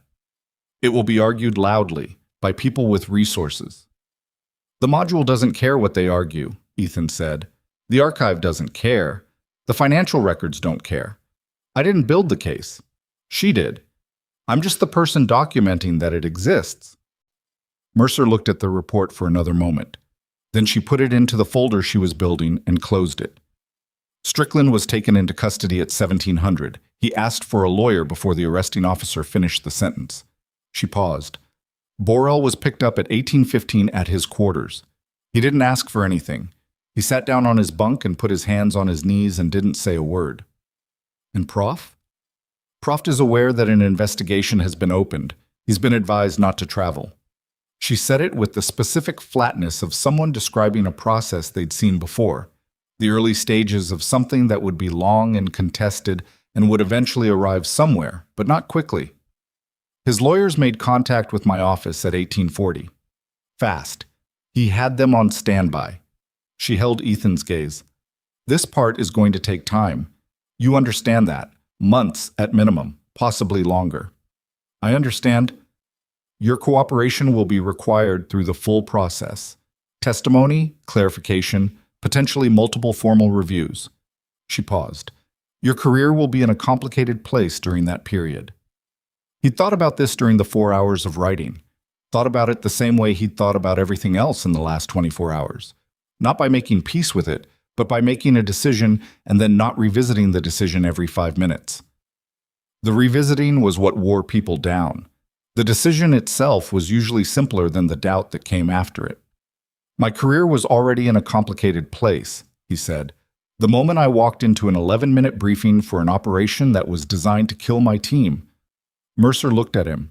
Something in her expression had the quality of recognition, a person seeing something in someone else that they understood from the inside. Go get some sleep, Commander, she said. He went. Uket. He didn't sleep. He lay on a bunk in the transient quarters for 2 hours and looked at the ceiling and listened to the base settle into its nighttime rhythms. The distant sound of a generator, occasional vehicle movement, the specific quiet of a place that was never fully quiet. His body was past the point of tired that sleep could reach easily. Too much adrenaline metabolized over too many hours, leaving something chemical and restless in its place. At 2200, he got up and walked to the medical facility. The ward was dim and largely quiet. Torres was in a room off the main corridor, his leg elevated, and a look on his face that said the painkillers were doing their job and he resented being grateful for it. He tracked Ethan with his eyes when Ethan appeared in the doorway. How's the leg? Ethan said. Ask me when they let me move it. Surgeon said 6 weeks. Surgeon doesn't know me. Ethan leaned against the doorframe. Probably not. He looked at Torres. The IV line, the monitoring equipment, the specific indignity of a strong person in a bed they couldn't get out of. You did good tonight. Torres looked at him. I got carried through a drainage ditch. Before that, a silence. Torres looked at the ceiling. Kowalski keeps trying to come in here. They keep sending him back to his room. He's got his own dressing to keep clean. That's what I told him. Torres shifted slightly, tested the limits of what he could move, accepted what the answer was. The woman from the ridge. She's fine. I want to know who she is. Yeah, Ethan said. Me too. Torres looked at him with the particular expression of a man who understood that the answer he'd just received was the whole answer and not a preamble to more. He nodded once. Tell Kowalski to stop hovering. He's not going to stop hovering. I know. Tell him anyway.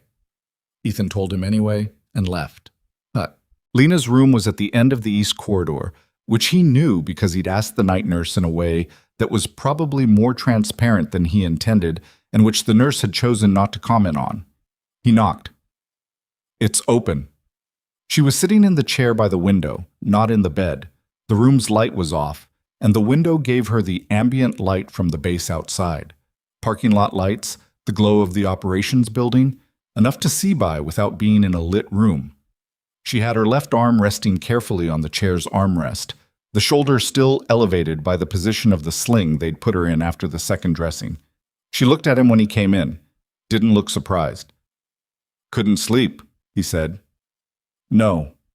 He pulled the desk chair over and sat near the window, but not between her and it. They sat for a moment in the specific silence of two people who'd been through something together and hadn't yet found the right language for the after. Mercer briefed me on Strickland, she said. She told me. Proft is going to fight it. She told me that too. Lena looked out the window. The base outside moved in its ordinary nighttime way, indifferent to everything that had happened in the last 18 hours. Somewhere out there, in a vehicle headed toward a detention facility, Strickland was sitting with his hands in his lap and thinking about the 11-minute briefing he'd given and what he'd thought the outcome would be. My unit made contact at 2100, Lena said. Ethan looked at her. The blackout lifted. They're sending someone to collect me tomorrow morning. She paused. There will be a review, formal, of my decision to break cover. What's the likely outcome? She was quiet for a moment. It depends on who runs the review and what they decide to wait. If it goes well, I get reassigned to a different operational profile. She looked at the window. If it goes less well, I'm out of field operations, permanently. He looked at her profile in the window light. How do you feel about that? She considered the question with the seriousness it apparently deserved. I've been in field operations for 9 years. I've spent a significant portion of them alone in places where nobody knew I existed, watching things happen and writing them down. She paused. Tonight was the first time in 3 years that something I did had an immediate, visible result. 7 people alive, Ethan said. 7 people alive. She said it quietly, without emphasis, just factual. That's not nothing. No, he said, it's not. She turned from the window and looked at him. In the low light, the expression on her face was unguarded, in a way it hadn't been in the transport, in the medical facility, in the room with Mercer. The operational caution that was probably so deeply embedded in her that she didn't experience it as caution anymore had stepped back slightly, leaving something more direct underneath. Your report, she said. Mercer showed me the relevant section. Okay. You didn't have to be that specific. Yes, I did. She looked at him for a moment. It's going to follow me. That section. Through the review, through whatever comes after. I know. He held her gaze. It's also going to be the first accurate account of what you actually did that exists anywhere in any official document. She absorbed that. Nobody's going to read it, she said. It'll be classified the moment it's filed. Probably. He leaned forward, elbows on knees. But it exists. That's different from not existing. He paused. You built a backup archive on day 3 because you understood that things that only exist in one place can disappear. Same principle. Something shifted in her face.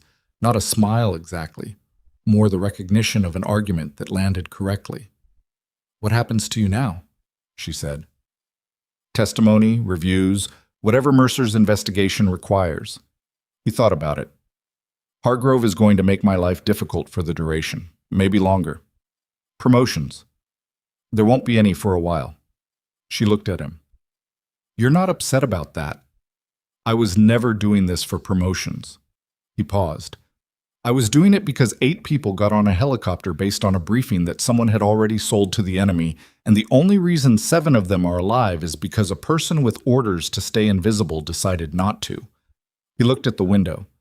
The least I can do is make sure that decision is on the record. The base outside continued its nighttime rhythm. Somewhere in the operations building, someone was probably still processing the events of the last 24 hours, turning operational chaos into paperwork, which was how institutions digested things they didn't fully understand yet. Can I ask you something? Ethan said. You can ask. Day 3, when you built the backup archive. He looked at her. You'd only been in the valley 2 days at that point. You'd documented some communication anomalies. You had a hypothesis about what was happening, but not confirmation. He paused. What made you certain enough to build the redundancy? She was quiet for a moment. Not reluctant. Thinking. The staging, she said. The truck on the fire road. It arrived on day 2, before any mission had been filed, before anyone at Kessler would have had a reason to know your team was coming. She looked at the window. The truck was there before the mission existed on paper, which meant whoever told them to stage it knew the mission was coming before the mission was authorized. She paused. And the only way to know that was to be the person authorizing it. Strickland filed the operations order. Strickland signed it. Prof authorized it. She looked at him. When you understand the scope of what you're watching, you build the redundancy, because the people with that kind of access have the ability to make evidence not exist. So you make evidence that they can't reach. He sat with that for a moment. 9 years, he said. 9 years. And this was the first time it was personal, she said. Not dramatically, just honestly. They were real people in a real valley. Not files, not signals, not pattern of life data. She paused. Kowalski hit the dirt and he was 23 years old and he was trying not to slow his team down. She stopped. I've watched a lot of things through a scope. That was different. He didn't say anything to that. There wasn't anything to say that would add to it. Her unit's representative arrived at 0830 the next morning. A man in civilian clothes who gave no name and showed identification that Ethan wasn't cleared to read and didn't try to. He spoke briefly with Mercer, briefly with the base surgeon about Lena's medical status, and then went to her room. Ethan was in the corridor when she came out. She'd changed from the hospital clothes into the same jacket she'd come in with, cleaned but still showing the tear at the left shoulder, the dark stain that hadn't fully come out. The sling was gone. She was carrying a small bag that the base had provided, and she walked with the careful, deliberate stride of someone managing the shoulder through posture. She stopped when she saw him. The representative stood a few meters back with the practiced patience of someone accustomed to waiting through human moments. Review timeline, Ethan said. 30 days for the initial finding. Could extend. She looked at him steadily. I'll know what the outcome is before you're done with Mercer's investigation. If it goes well, I'm somewhere else. Different assignment, different profile. She paused. They don't put you back in the same valley twice. And if it doesn't go well? She held his gaze. Then I figure out what I am when I'm not this. She said it without self-pity, just the flat, honest acknowledgement of a person who'd looked at the worst likely outcome and made a decision not to be defeated by it before it arrived. He put out his hand. She looked at it for a moment, then shook it. Her right hand, firm, the way people shook hands when they meant it as something more than a formality. Walker, she said. Voss? She held his hand for exactly the right amount of time and then let go, turned, and walked down the corridor with the representative. At the corner, she didn't look back. He hadn't expected her to. He stood in the corridor for a moment after she turned the corner, just standing, and then Webb appeared at the far end, as if he'd been there all along, which he probably had, and raised his eyebrows in a question. Ethan shook his head once. Webb nodded and disappeared. The next weeks had the specific quality of aftermath, the long bureaucratic exhale after the acute event, where the urgency was replaced by process and process moved at whatever speed it decided to move at, indifferent to anyone's preference for resolution. Mercer's investigation ground forward.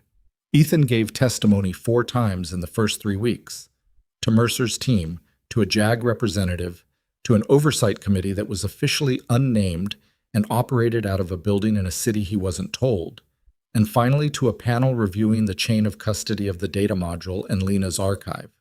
Each session covered similar ground in slightly different ways, testing for consistency, looking for the places where a story cracked under repeated telling. His story didn't crack. It was the same story every time, because it was what had happened. Strickland's legal team was as aggressive as Mercer had predicted. They filed 4 motions in the first 2 weeks, each one attacking a different link in the evidentiary chain: the module's chain of custody, the archive's authentication, the independence of the oversight process, Ethan's credibility as a witness. Each motion was addressed. None of them succeeded. Burrell, the logistics contractor, agreed to cooperate with investigators on the 16th day. He provided testimony that confirmed 3 additional operations over 14 months in which Strickland had provided operational details to the same network. 3 other missions, 3 other situations that had been written up as bad luck or poor intelligence, or unpredictable terrain. With Burrell's cooperation, the financial thread connecting Prof to the network became direct rather than inferential. Prof was formally charged on day 31. He didn't ask for a lawyer before the arresting officer finished the sentence. He asked for a glass of water, and when it was brought to him, he sat at the table in the room they'd put him in and looked at it and didn't drink it. And that was how a brigadier general who had spent 26 years building the particular kind of authority that made people afraid to look too closely spent his first hour knowing the looking had happened anyway. Ethan learned about the charges the same way he learned about most of the investigation's developments, through Mercer's office, in brief factual updates that told him what had occurred and what would happen next, and nothing beyond that. He appreciated the efficiency of it.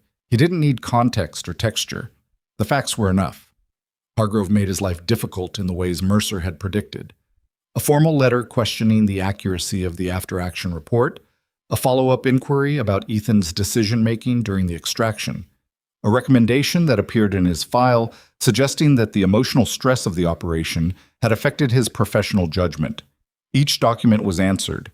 Each answer was accurate and specific and created its own paper trail.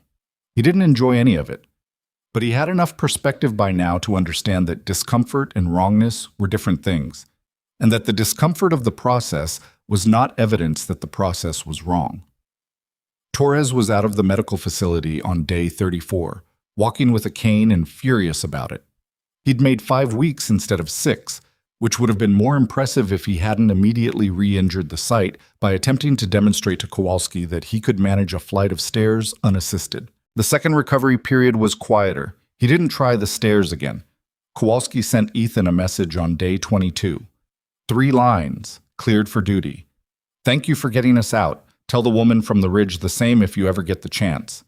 Ethan saved the message and said nothing back for a day and then wrote, I'll tell her. He didn't know if he'd get the chance, but he wrote it anyway. On day 47, a message came through a routing he didn't recognize to a communication system he used for specific purposes.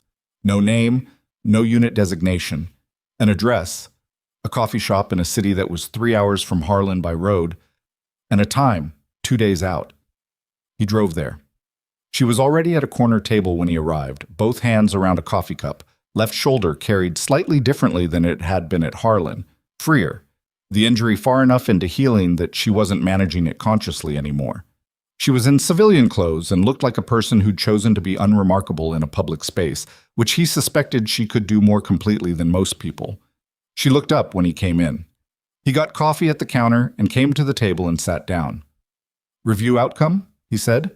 Reassignment, new profile. She looked at the cup in her hands. Analytical role, off-field operations. Permanently? For the foreseeable future.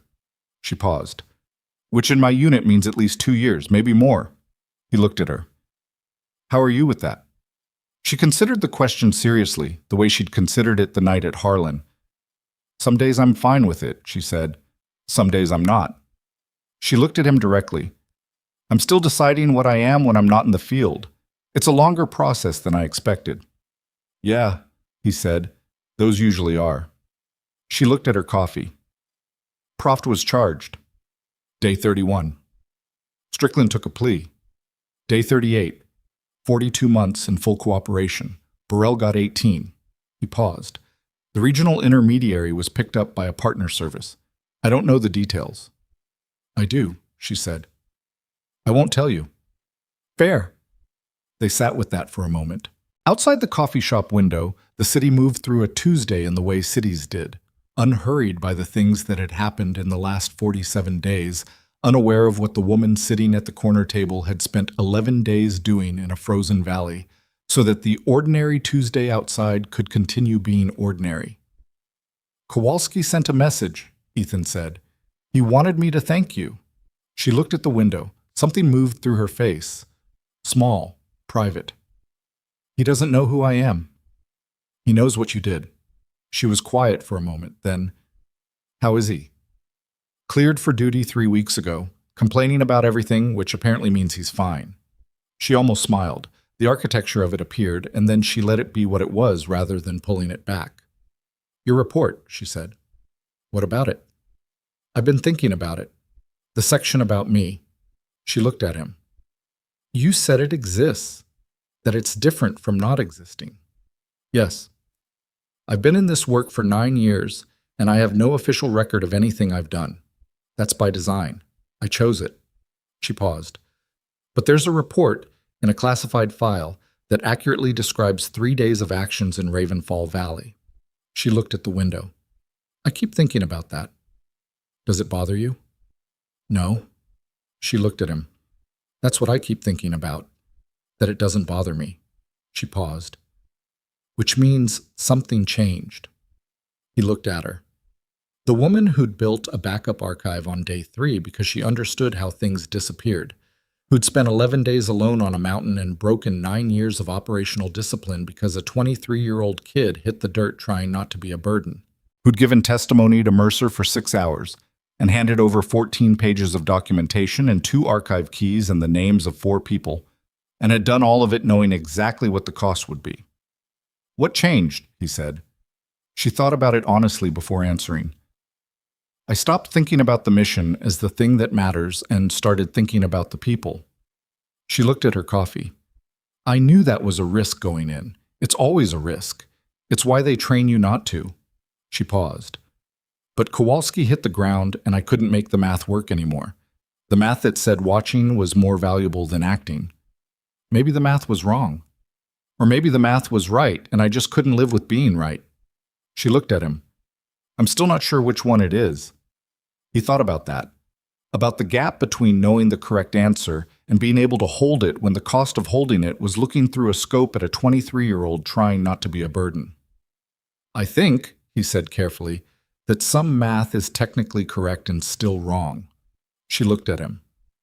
The calculation that says watching a mission fail produces better long-term intelligence outcomes than intervening might be accurate, he said, and it might still be the wrong way to think about it. She was quiet for a moment. Then, that's a hard argument to make inside my unit. I know. He looked at her. Make it anyway. Something settled in her face. Not resolution. She wasn't a person who arrived at resolution cleanly, and he was starting to understand that about her, but a kind of decision, the same kind he'd seen in the corridor at Harlan when she'd walked away without looking back. Someone who'd made a choice and was choosing not to revisit it every 5 minutes. Okay, she said. They finished their coffee. Outside, the Tuesday continued. A woman walked past the window with a child on her hand, the child pointing at something the woman couldn't see, both of them stopping in the middle of the sidewalk to look at whatever it was. Neither Ethan nor Lena pointed it out to each other. They both just saw it, separately, through the same window. He drove back to Harlan in the late afternoon. The investigation still had months in it. The testimony and the reviews and the file corrections and Hargrove's formal objections and all the machinery that ground forward once a case like this got moving. His career was in the complicated place Mercer had described and would stay there for a while. None of that had changed. But Torres was walking, Kowalski was back on duty, Strickland was in a cell. Prof was going to stand in a room and face what he'd done. And somewhere in a classified file that would probably never be declassified in either of their lifetimes, there was an accurate account of what a woman on a western ridge had decided to do when the math stopped making sense. It wasn't the ending anyone had planned for. It was the ending they'd built themselves, out of the materials available, in the dark, in a canyon that was designed to be a grave. That was usually how the real ones went. The greatest act of courage is not following orders in the easy moments. It is choosing people over calculations in the hardest one, when no one is watching and the cost is entirely yours to carry.